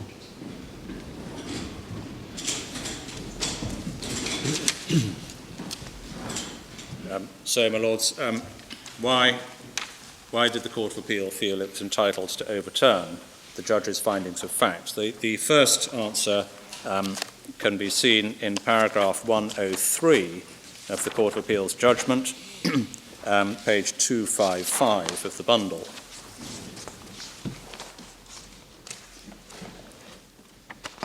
They say, for the reasons already provided, the ZVM Trust clearly held other assets in addition to the ECL-HK's shares, namely the shares in the three companies, ECL BVI, Sedilla and Schweitzer Holdings. In any event, based on the evidence, it's clear that the ZVM Trust had assets worth at least $357,000. So that's the ECL-HK valuation. The first half of that paragraph is the three companies. So just in relation to that element of their decision, if we satisfy you on ground one that the Court of Appeal had no business interfering with Justice Bannister's findings on the facts, then that ground for finding a misconception falls away. If we lose on ground one, the question then remains, well, was there a relevant Hastings-Bass misconception based on the failure to appreciate that three companies were trust assets? And so far as that is concerned, the evidential position was undoubtedly that none of the directors gave evidence indicating that they believed those three companies were trust assets, so on that basis they plainly overlooked something. That would then give rise to the consequential questions that we've already anticipated and which we'll come back to in a moment, namely, for the purposes of applying the Hastings-Bass rule, was that misunderstanding on the part of the trustees a failure to take into account a relevant factor, because, as Lord Walker says in Pitt and Holt, the difference between making a mistake and failing to take into account a relevant factor is a nice distinction. So one has to identify, just in terms of sort of classification, so to speak, if what has gone wrong is a failure to take into account a relevant factor, and secondly, if so, is the oversight sufficiently serious to amount to a breach of trust. We'll come back to those, but the second reason that the Court of Appeal felt it was entitled to overturn the trial judge's findings, that there was no misconception, was essentially based on the second half of that paragraph 103, and the Court of Appeal held that even leaving aside the three companies, just going back, you may remember in paragraph 96, page 253, leaving aside, they say, the other significant companies which are presumed by law to form assets within the ZVM Trust. The judge felt that there was no evidence of any significant assets. This was the basis upon which he felt that there was no misconception. The evidence points to the fact that the trustee was presented with information which again indicated that it was winding up the trust and giving a very negligible asset to Azif. That then is the basis on which they say, because ECL-HK shares were worth something, there was a misconception on that basis. But as you will recall from our printed case, we submit that the Court of Appeal, with respect, made multiple errors on the evidence in reaching the conclusion that the directors of Gany had made a mistake in relation to that, such that Justice Bannister's decision could be overturned. If I could just run through the errors that the Court of Appeal made. In paragraph 76,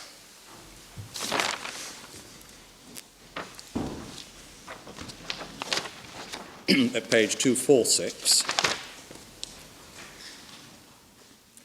they say the learned trial judge erred in his finding of fact on this matter. And this matter is the question they pose in the heading, as at 22nd of December, were the only assets of the trust shares in ECL-HK, and the assets held in trust would not have amounted to anything substantial. And what the Court of Appeal says, the learned judge erred in his finding of fact on this matter. He was of the erroneous view that at the date of the appointment, the ZVM Trust was a shell and contained no assets apart from $100. Now, that isn't what the trial judge found. My learned friends have courageously tried rescuing the Court of Appeal by saying, well, when they say contained no assets apart from $100, what the Court of Appeal meant was contained no assets apart from the ECL Hong Kong shares and $100. But with the greatest respect, the Court of Appeal judgment has got to be taken as meaning what it says. And they are just plain wrong, because the first instance judgment, as we've seen paragraph 69, did not proceed on the basis that the ZVM Trust was a shell and contained no assets apart from $100.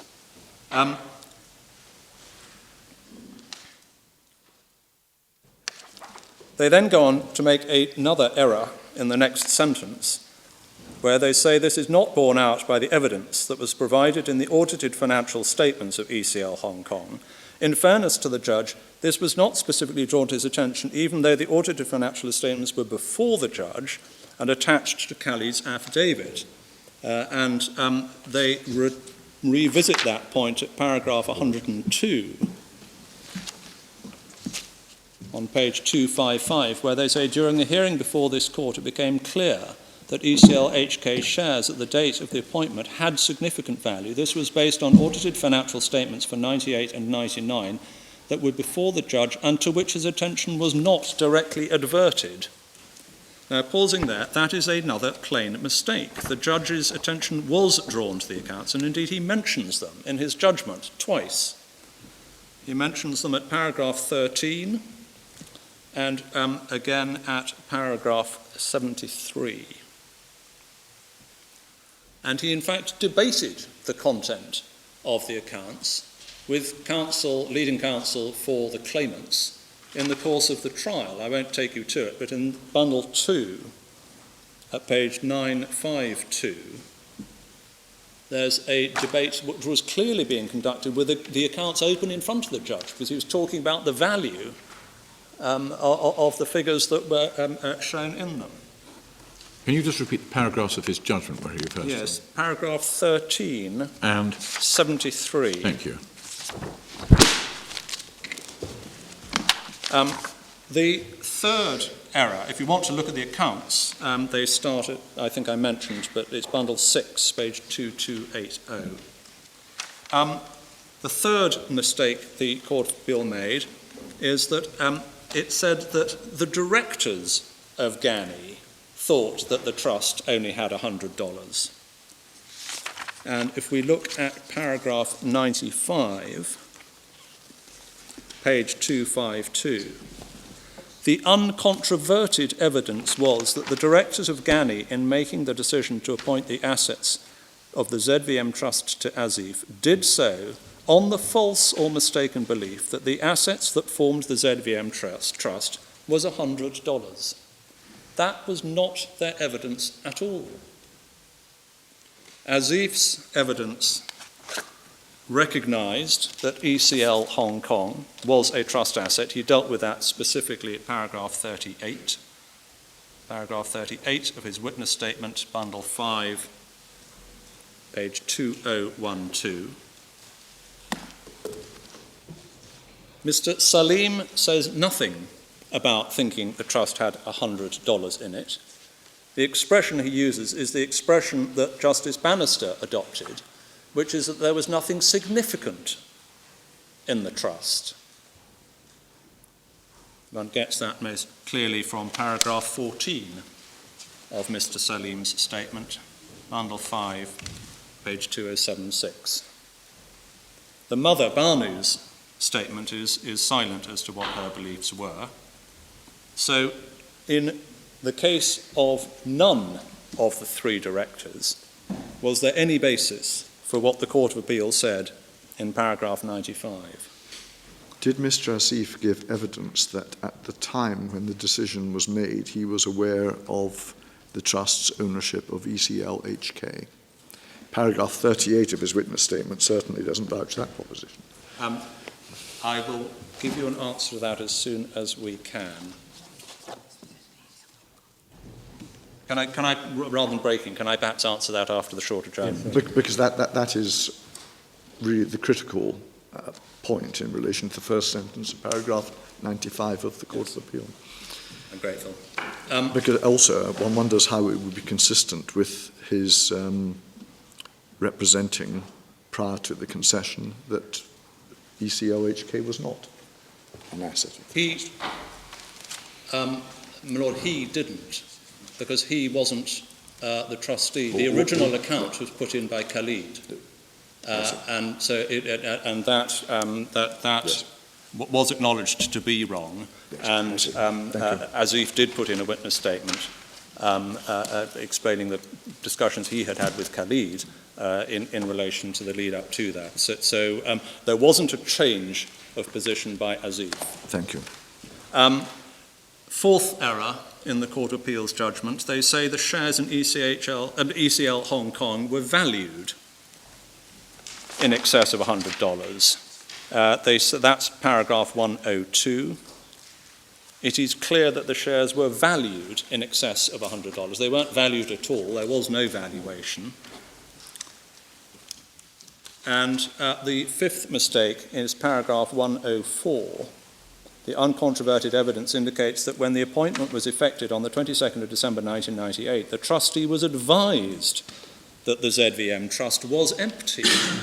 Paragraph 104. Again, with the greatest respect, that is simply not sound as a matter of evidence at all.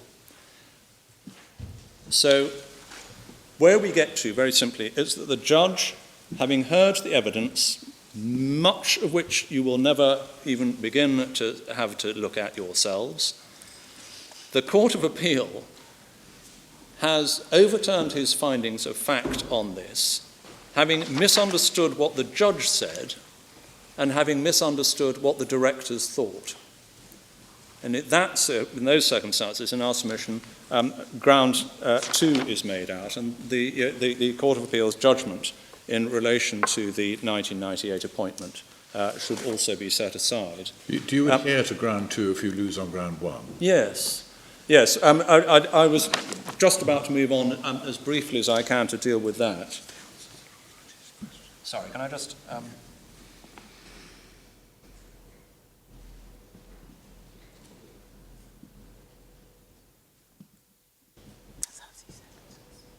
Yes, the answer, my Lord, in paragraphs, I'm very grateful, in paragraphs 70 and 71 of Azif's witness statement, which is pages 2020 and 2021, he talks about what had happened by the time of his father's death in June 1998, and he says he had given Gany to me, and Gany held shares for itself, as well as in its capacity as trustee of the ZVM Trust. For itself, it held Sedilla BVI, ECL BVI. For the trust, it held the shares in ECL Hong Kong.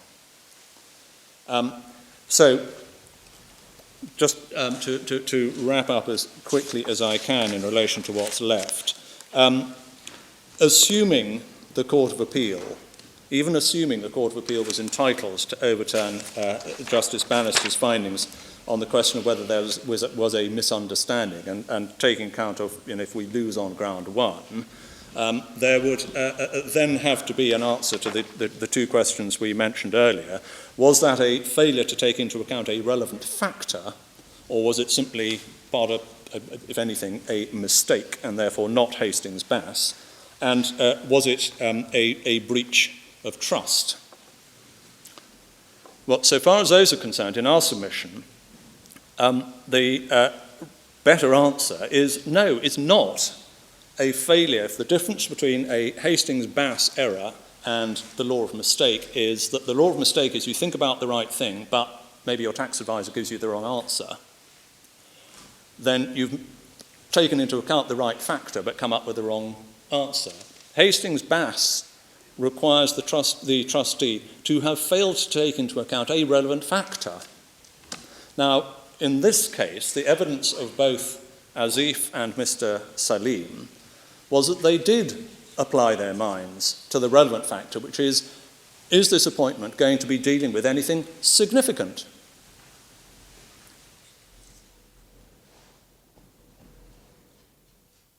If they were wrong as to whether or not the three companies were part of the trust, they may have made a mistake when considering the right question. But they considered the right question. But a mistake on the face of it is a grosser error than an inadvertence. I'm not. Yes. Well, I mean, it's difficult to know whether there's seems rather remarkable that hierarchy. the evidence establishes an even greater mishap. Well, then we are required to ignore it. One might be able to say that, in fairness, with more force, if there was evidence, which there wasn't, that the things that were overlooked had any value at all. There is no evidence at trial, nor was there in the Court of Appeal, that ECL BVI, Schweitzer Holdings, or Sedilla BVI had any value. It is quite easy to overlook shell companies if there is nothing in them, if that's what's happened.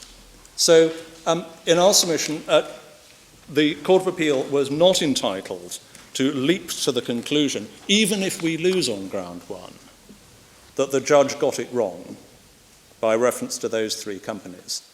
In relation to the shares in ECL Hong Kong, it is known that the ECL Hong Kong shares are part of the trust assets. The point that the Court of Appeal latched onto is that the audited accounts showed that it had a balance sheet value of what is converted at roughly $350,000.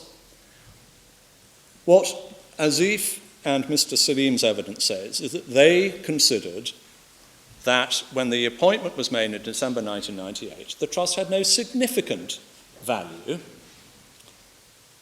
and the trial judge held that there was no misconception on that basis. That's his paragraph 73-74. For the Court of Appeal to overturn his finding, there has to be a sort of a double judgmental element. The Court of Appeal would have had to find that no reasonable trial judge could have held that no reasonable trustee could have regarded the assets in Gany as not being significant. And that is a purely judgmental question. What is significance in the context of a family dispute, which, as you may have seen from the papers, revolves around alleged trust assets of tens of millions? The Court of Appeal simply did not have a legitimate basis for concluding that no reasonable trial judge could have regarded the assessment made by these trustees as a decision which no reasonable trustee could have reached. What is the basis of comparing the 360,000 with the dispute that was the wider family dispute over money? I mean, the question is, a trustee or trustees have assets, and this trust, apparently, its only asset was this 360,000. Yes. But what's the basis of saying that asset is insignificant in the context of this trust? Well, no, because the trust only exists within a family context. So the relevant comparator, so to speak, is not $350,000 compared with the national average wage. It is $350 viewed in the context of overall family wealth. Is there any authority in trust law that that's how we should look at matters? Well, it's not a matter of law, with respect, my lord, because essentially the trustee, in order for the appeal to have succeeded properly in the Court of Appeal, the basis for the Court of Appeal's judgment would have had to be that no reasonable trial judge could have come to the view, that no reasonable trustee could have come to the view, that in the particular context we are dealing with, that should be regarded as a significant asset. That's not a point of law. I have your I'm grateful. Your two-stage analysis, but why is it insignificant for the trustees to say, we have this asset at this value, we will appoint it to one of the beneficiaries because it is insignificant. Where do you measure the significance? Well, I'm not sure I'm going to improve my submission by repeating that you measure it within the context of the overall family wealth. The family wealth is what you're saying. Absolutely. And much of the evidence that you won't have to read consists of discussing the flat that is bought for Zorin in Dubai, the $11,000 a month allowance that is paid to her. Yeah. And that kind of, those are the evidential points. I think we understand your point. Yes. We're conscious that we're eating into Ms. Trevisa's time. I am, you're right, and I am, if she was not as good-natured as she is, she would have reprimanded me before now. I think we have probably said all that we need to say, other than emphasising one final point in the Court of Appeal judgment, which is plainly wrong. If we could just go, even assuming... Well, if you're carrying on, this will come out of your reply. I'm great. Shall I... Yeah. I thought you had to quarter to one. Yeah. No, that's including Ms. Trevisa. I see, yes. Because the Court's not in a position to sit beyond 4 o'clock. No, indeed so. I think my learned friend is comfortable. Collectively, we have to sit down by 1:45, yes. and collectively we will. Could I just say two things in closing? The first is I am reliably informed that there are no accounts in the record for Gany. That was an answer to an earlier question. Finally, even, assume just going back to ground 2 to close it off, even assuming the Court of Appeal was entitled to reach the conclusion that a relevant factor was not taken into account and that it involved a breach of trust, the final question that the Court should have answered would have been what to do. Should it exercise its equitable jurisdiction to set the decision aside? And it completely failed to do that because it didn't think it had a discretion. Because it thought, having got what it had, we say wrongly, got, that the decision was void. And it said so twice in its judgment. Paragraph 101 of the Court of Appeal, page 254, and again paragraph 105.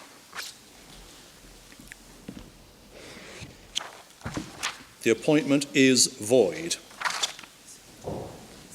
Set aside as being void. Again, my learned friends have courageously tried to argue that what that means is voidable.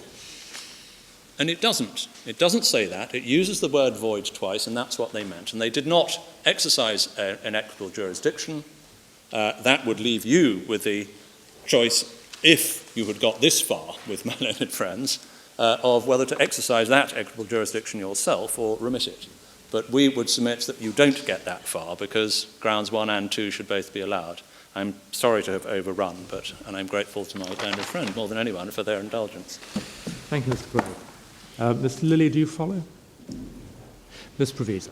My Lord, just picking up from my learned friend's point in relation to the voidness of it, it's not surprising with respect that the Court of Appeal came to the conclusion at 101 and 105 that the appointment was void because the submission by my learned friend, Mr. Wilson, before him, the court, was that the appointment was void. And you, just for your Lordship's reference, it's at 403 in the bundle, and it's paragraph 59.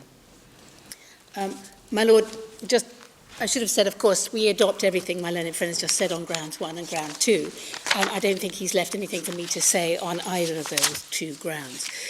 What I would like to do, however, is to make two points, significant points, in relation to my learned friend's case, and then go on to the two grounds against my client. Your Lordships will appreciate that the respondents focus very significantly in their written case in seeking to discredit Asif and his evidence before the judge. And he's obviously very excised that they've put his personal and professional reputation in issue on this appeal again. But it's not just that there's many points that they make in their case which are simply incorrect. And I'd just like to take your Lordships to that. From paragraph 2 onwards in the learned friend's case, it's littered with references to Asif making false claims, repeatedly lying to his siblings about the source of money, making a false case to the learned judge. And your Lordships will appreciate these are the very same claims that were made before Mr. Justice Bannister. And indeed, it was a central plank of Mr. Cooper's cross-examination of Asif and his closing submissions that that Asif couldn't be trusted and that he'd lied and that he'd effectively, dishonestly helped himself to the valuable assets of the trust. And for your Lordship's note, Mr. Cooper's closing submissions are at volume 2. They start at page 946. And in particular, I'd just like to give your Lordships the following references. Page 949, lines 10 to 19. Page 950, lines 21, over the page to 951, line 25. Page 967, lines 11 to 22, where in fact he's specifically asked by the learned judge if he's accusing Asif of lying, and he said he did, and he put that to him in cross-examination. Page 1023, lines 19 to line 3 on 1024, and page 1026, lines 5 to 9, and finally 131, lines 15 to 19. And in fact, before the learned judge, Mr. Cooper had a very long shopping list, as he described it, of the assets he considered to be held in the trust at the time of the appointment, and that he wished the court to declare was held by Gany as trustee. And you'll see it's in volume 2 again. It's page 952, and it begins at line 23 for your Lordship's note. The list included the ECL Hong Kong shares. It included Gany's bank account, which in fact it didn't have. It included all of the companies that had gone through Gany's hand since it was appointed as trustee. It included all the assets of MISA and all the companies listed on the list in June 2009, alleged to have been shown by Asif and produced to Taylor Wessing. But Mr. Cooper candidly accepted to the court that the court actually might not have enough information to determine that any of these assets were in the trust. And you'll find that on page 982, at lines 11 to page 983. And actually said that if the learned judge couldn't declare what was in the trust, he should simply make an order for a list to be produced by Gany. But critically, notwithstanding Mr. Cooper's extensive submissions on that shopping list and his cross-examination of Asif, the learned judge, as you appreciate, did not conclude that Asif was dishonest, nor did he come anywhere near to that. And he, in fact, dismissed both the claims that were made against Asif, both knowing assistance and knowing receipt. And critically, the Court of Appeal did not disturb those findings. And you see that at volume 1, at the judgment of the Court of Appeal at paragraph 109 on page 257. And neither did the learned judge or the Court of Appeal find that he had dishonestly helped himself to Ma's assets. The Court of Appeal's conclusion, as you know, was very different. And relatedly, and I think it's important for the Lordships to keep in mind when considering this appeal, that the case run before the Court of Appeal on causative misconception, namely that Banu and Mr. Salim were not aware that the trust had valuable assets, was not in fact a case run positively before the learned judge. Now, Mr. Boyle has raised this point with us because I make that point at paragraph 38 of our case. To be clear, whilst the misconception point was certainly pleaded in the amended points of reply to Gany's defence, and for your Lordship's note, that's volume 1, page 60, at page 74. It's paragraph 22.4. And it is right that we did address that plea in our closing submission. And your Lordships will now have both mine and Gany's closing submissions now in the bundle. When you go to Mr. Cooper's closing submission before the learned judge at volume 3, page 1118, lines 11 to 6, you see that the breach of trust point on which the case was put before the learned judge was the Turner and Turner point, i.e. the rubber stamping point. It wasn't the misconception point. And that's the point we make at paragraph 38 of our case, and that is why we say it was likely that Asif was not cross-examined by Mr. Cooper at trial on the misconception issue as it was put to the Court of Appeal. Now, critically, what that means was that Asif was not cross-examined on what he told either Banu, his mother, and Mr. Salim about the legal advice he received on closing down the trust. But he was not cross-examined on the value of the ECL Hong Kong shares or on its accounts. In fact, there was no evidence before the learned judge about the value of the ECL Hong Kong shares. And that, in fact, the second, Asif's evidence in his witness statement was simply that they were not valuable. And the reference to his witness statement, for your Lordships, is volume 5, paragraph 43 of his witness statement on page 2013. And there was some debate about that paragraph before the learned judge. And just again for your note, it's volume 4, page 1614 to 1674. So in fact, 1614 1614 to, and then my submissions were 1645 and Mr. Wilson's submissions were 1674 in volume 4. So in fact, as I say, the Court of Appeal was provided with no evidence that ECL Hong Kong was of value of $357,000, which was so central to the decision made by the Court of Appeal. Well, I assume that was the figure stated in the accounts on the basis of a historical cost. Sorry? I assume that was the figure stated in the accounts. Yes, it was. On the basis of a historical cost. But there was no examination as to, any explanation as to that figure. Now,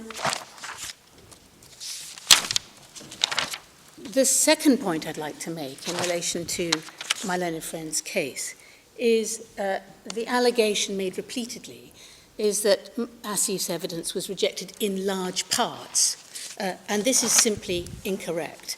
And it's important to clarify that because that submission is made first at paragraph 19 of their case, but it's then used wrongly with respect to support the very bold assertion at paragraph 98 of their case that the learned judge made a fundamental error at paragraph 65 of his judgment, where he found that there was no evidence of any property other than the ECL Hong Kong shares in the trust. And also in support of their assertion at paragraph 109 of their case that my client had put forward a false case about the lifetime gift of all of Ma's business assets. The correct position for your Lordships is that the second appellant's evidence, Asif's evidence, was rejected only on one issue, and that was his evidence as to the provenance of the 2 million payments to his siblings, which Asif said came from the MA Foundation. And the learned judge, in fact, said that it probably came from other funds under Asif's control. And your Lordship sees that at paragraph 36 of the judgment. Now, the respondents make much of this point in their case at paragraphs 39 to 45. But your Lordships will see that the judge rejected Asif's evidence simply because he couldn't accept that the bank would have paid out to Asif without good evidence as to his authority to receive these monies. But critically, the judge accepted Asif's evidence that the payments didn't come from the trust, that actually they came from other monies, and the Court of Appeal upheld that finding. And the respondents today don't seek to disturb these findings. The fact he was given a warning against self-incrimination does not, we say, make Asif dishonest. In fact, it shows, if anything, that Asif was being honest when he appeared to be saying something in his interest. So it's not, with respect to my learned friend's case at paragraph 45 of their written case, an obvious conclusion that the rejection by the learned judge on this point means that he was dishonest. There was, however, and I do need to deal with this, a confusion on the evidence, which led to the judge rejecting my client's evidence at paragraph 66 of the judgment. And my learned friend's case labours on that, paragraph 2, that the learned judge appears to have rejected Asif's evidence. Now, and they make that point at paragraph 18 of their case. But they do so relying on paragraph 54 of Asif's evidence. And this is my only foray into the evidence in my submissions. If you turn up, please, at bundle 5, where Asif's witness statement is, it's 2016 in the bundle.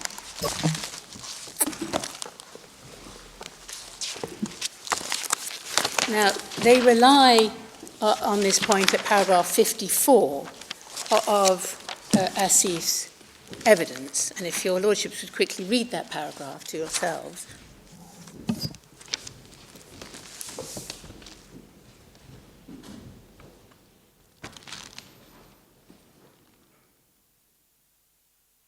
I mean, firstly, Asif does not say here, or indeed anywhere, that he was given all of the businesses. He expressly excludes the Malaysian business, and in the preceding paragraph of his witness statement at paragraph 48, which is on page 2014 for your lordship, he explains that the Malaysian business had in fact been sold and the proceeds put into the Rangoonwala foundations. Then at paragraph 47 of his witness statement, so just the page back on 2014 again, Asif explains that the Pakistan business was held in an Islamic trust. And although his evidence was that he also ran that business, it was not one of Ma's businesses to give to Asif, and he didn't claim that it was given to him. And then at paragraph 59 of his witness statement, and I'm sorry to jump around, on page 2017, what Asif explained to here is that Ma had given him 50% shareholding in Valson, which he held through ECL Hong Kong, and the judge accepted that. What was left ultimately, and all that was left with regard to Ma's businesses prior to his death, were financial instruments, and these were mostly held for MISA for itself. And Asif states that in paragraph 49 of his witness statement. And just to complete the picture, as regards MISA, Asif said, and it's paragraph 58, that he was given the bearer share in MISA, and he wasn't cross-examined on this. So where you end up is that the sum total of Asif's evidence before the learned judge was what he was given by Ma was simply the bearer share in MISA and the ownership of Valson, or at least 50% shareholding held by ECL Hong Kong. And so it follows, with respect, that the constant theme through the respondent's case before your lordships at paragraphs 18, 20, 91 and 93, that Asif made a claim and the judge rejected it in paragraph 66 of his judgment is just simply wrong. And the judge appears to have made an error, having rejected evidence that Asif in fact never gave. So now turning to the two very discrete points that deal with, that my client is concerned with. The first issue is whether he was liable to account for the assets in the event that the appointment set aside. We say he wasn't liable, and the Court of Appeal was wrong to do so. He had already accounted for those assets, and there was nothing more with respect for him to do so. At trial, Asif's evidence was clear as to what had happened to the assets in the trust, the ECL Hong Kong shares. His witness evidence on that point is volume 5, page 2030 to 2031, paragraphs 113 to 114. his second witness statement is at volume 5, 2085, paragraph 4E. And Khalid's evidence... Can you just give me the first of those references yes, again? Volume 5, page 2030. Yeah. It's paragraphs 113 to 114. And then there's Asif's second witness statement, which is volume 5, 2085. And then there was Khalid's evidence that he held Gany, which is at page 1766. It's paragraph 8 of his witness statement. And at the consequentials, I don't think your Lordships is aware of this, but at the consequentials hearing before the Court of Appeal, we applied for a stay of the order to account pending appeal. And as a condition for that stay, the Asif confirmed, had to provide a statement in an account of the assets. And your Lordship should have that statement, and he confirms at paragraphs 8 and 9 of that statement as to what has happened, that he transferred his shareholding to Gany to his brother, and that he doesn't have an interest in Gany or the three companies since. So there was nothing, in fact, required of him by the Court of Appeal, and he didn't have to account. And I'm told that his further witness statement given at the consequential hearing is at page 4590, your Lordship's note. And we note, just to complete this point, that the respondents accept at paragraph 207 of their case that Asif is not required to compensate the trust for the value of any assets that he had. They accept that I think that the appointment was only ever voidable, not void. So the final issue that I need to deal with is the cost judgment.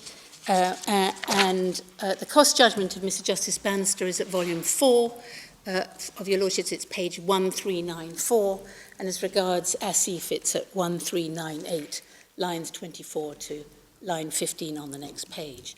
Before the Court of Appeal, the transcript of the hearing is at volume 4, page 1533. The short points we make on this is this, that in the Court of Appeal judgment, if you start at paragraph 111 on page 258, the words are, insofar as Zorin has prevailed in this appeal. The respondents didn't prevail against the second appellant on the claims made against him, the knowing receipt and knowing assistance claim. The pleaded case against Asif before Mr. Justice Bannister was put on the basis that he was a constructive trustee, and that failed. And the skeleton argument before Mr. Justice Bannister, for your notice, volume 1, page 337 at page 355. It is right that a claim was made that if the appointment was not impugned, Asif was it was nonetheless unconscionable for Asif to hold onto the assets. But again, it was put on a constructive trust argument against my client. So the Court of Appeal, going to their judgment, directed at paragraph 5 of page 258 that Gany should pay Zorin's cost, but was completely silent in relation to any costs against my client. So it did not expressly set aside the cost order made in Asif's favour at first instance. The order is at page 195. And we say that's simply not surprising. The respondents had amended their claims very shortly before the trial. They had failed, and the Court of Appeal wasn't minded to overturn them. The slight oddity here, as your Lordships will appreciate, and I will be one more minute, which is that a different constituted panel of the Court of Appeal on the 20th of July 2016 were asked to resolve the dispute as to this issue on costs, what was termed as the construction issue. And by its judgment, which is in volume 1, page 264, that court held the effect of the judgment was to set aside all of Mr. Justice Bannister's judgment, including the costs in my client's favour. But as we say at 91 to 96 of our case, it was wrong to do so. It didn't have authority to do so. It didn't have jurisdiction to do so. It wasn't construing the judgment at all. It was varying it. And the first court, in fact, was functus. So I think that is the only points that we need to make on costs. I don't think there's anything further I can assist you with. Thank you very much indeed. Mr. Greeno, do you follow? Mr. Boyle. These are Lordships. What lies at the heart of this case is the simple desire of the beneficiaries of a discretionary trust to ensure that the trustee properly accounts for the trust assets. The respondents are amongst the beneficiaries of a discretionary trust of which Gany at all material times was the trustee, and since 1994 Gany has been under the control of Asif and then Khalid. Gany's fundamental duty was to perform the trusts honestly and in good faith for the benefit of the beneficiaries.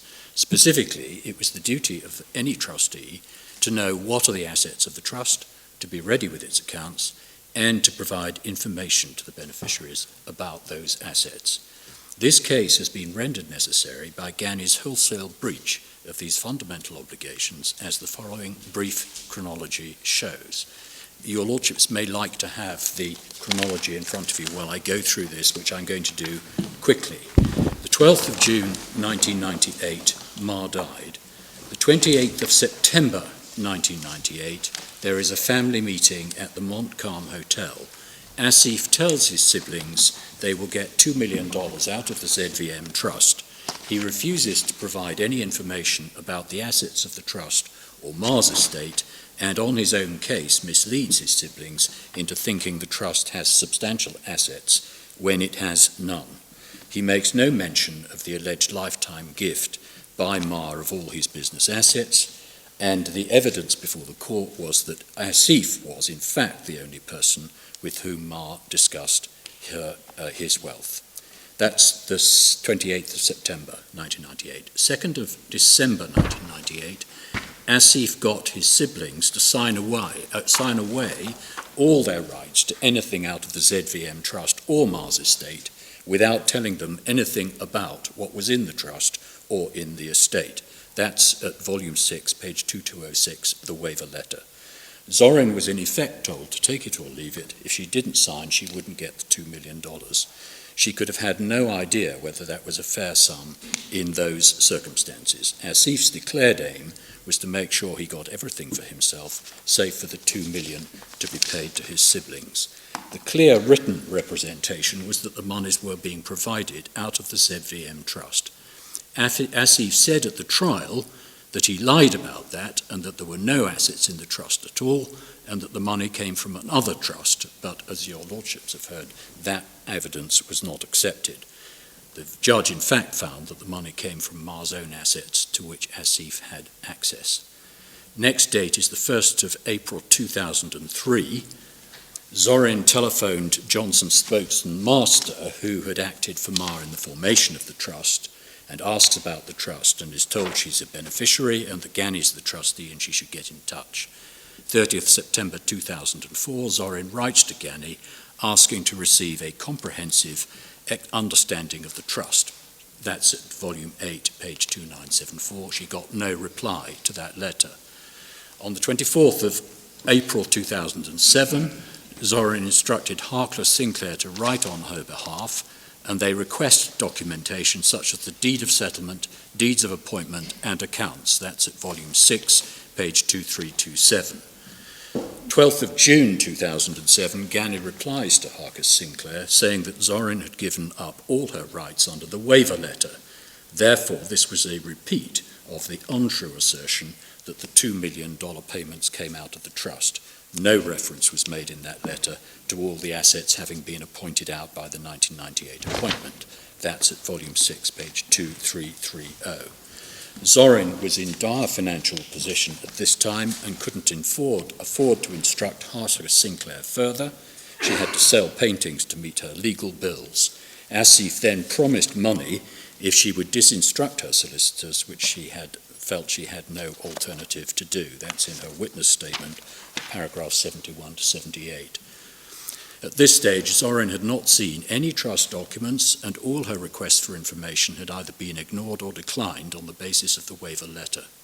14th of November 2009, Zorin writes personally to Gany asking for a copy of the trust deed and the trust accounts. That's at volume 6, page 2193. She complains in that letter about uncertainty, lack of transparency, and the prevailing opaque situation. Again, she received no reply to that letter. On the 17th of June 2010, the trustee memorandum was signed by both Khalid and Asif, and I do ask your lordships to take volume 6 and go to page 2194. Volume 6. Sorry. Volume 6, page 2194 it is.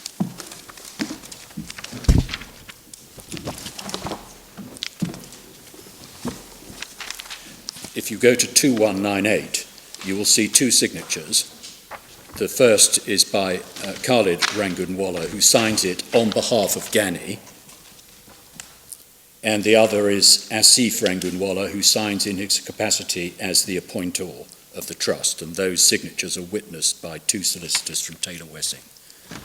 And this document, which is a formal legal document, is to do with the restructuring of the very trust which is in issue in this case.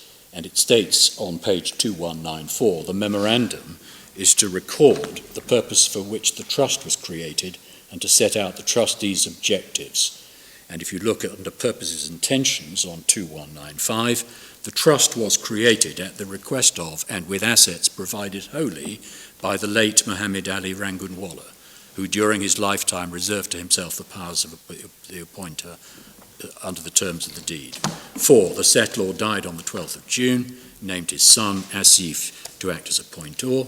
5, the trustee and appointor are aware that the settlor's purpose in creating the trust was to provide funds to be invested by the trustee for the long-term benefit of his children and remoter issue. The trustee recognises Asif has played a substantial part in creating the present value of the business and trading assets of the trust. He's now determined that it will be in accordance with the wishes of the settlor in the best interest of the beneficiaries, etc. And then the plan for the restructuring is set out. And if your lordships would then kindly go to bundle 7, you will see that there was a list of companies shortly thereafter prepared. It's 2777. The date of the memorandum was the 17th of June 2010, and at page 2777 you will find an email dated the 18th of July 2010 in which Khalid sends to John Williams at Taylor Wessing what is described in the second paragraph of the email. I also take this opportunity of attaching the final structure for the companies and would like you to consider it. And if your lordships look at 2778, you will find that listed amongst the companies which are said in the memorandum we were just looking at to be assets of the trust are European Commodities Limited, incorporated in the British Virgin Islands on the 17th of December 1992, and Schweitzer Holdings, incorporated in the British Virgin Islands on the 25th of October 1980. So it's been said against us that everything that happened after 1998 is somehow irrelevant. We beg to differ. This document signed by both the trustee and by the appointor under the trust is obviously highly material to the question on the companies.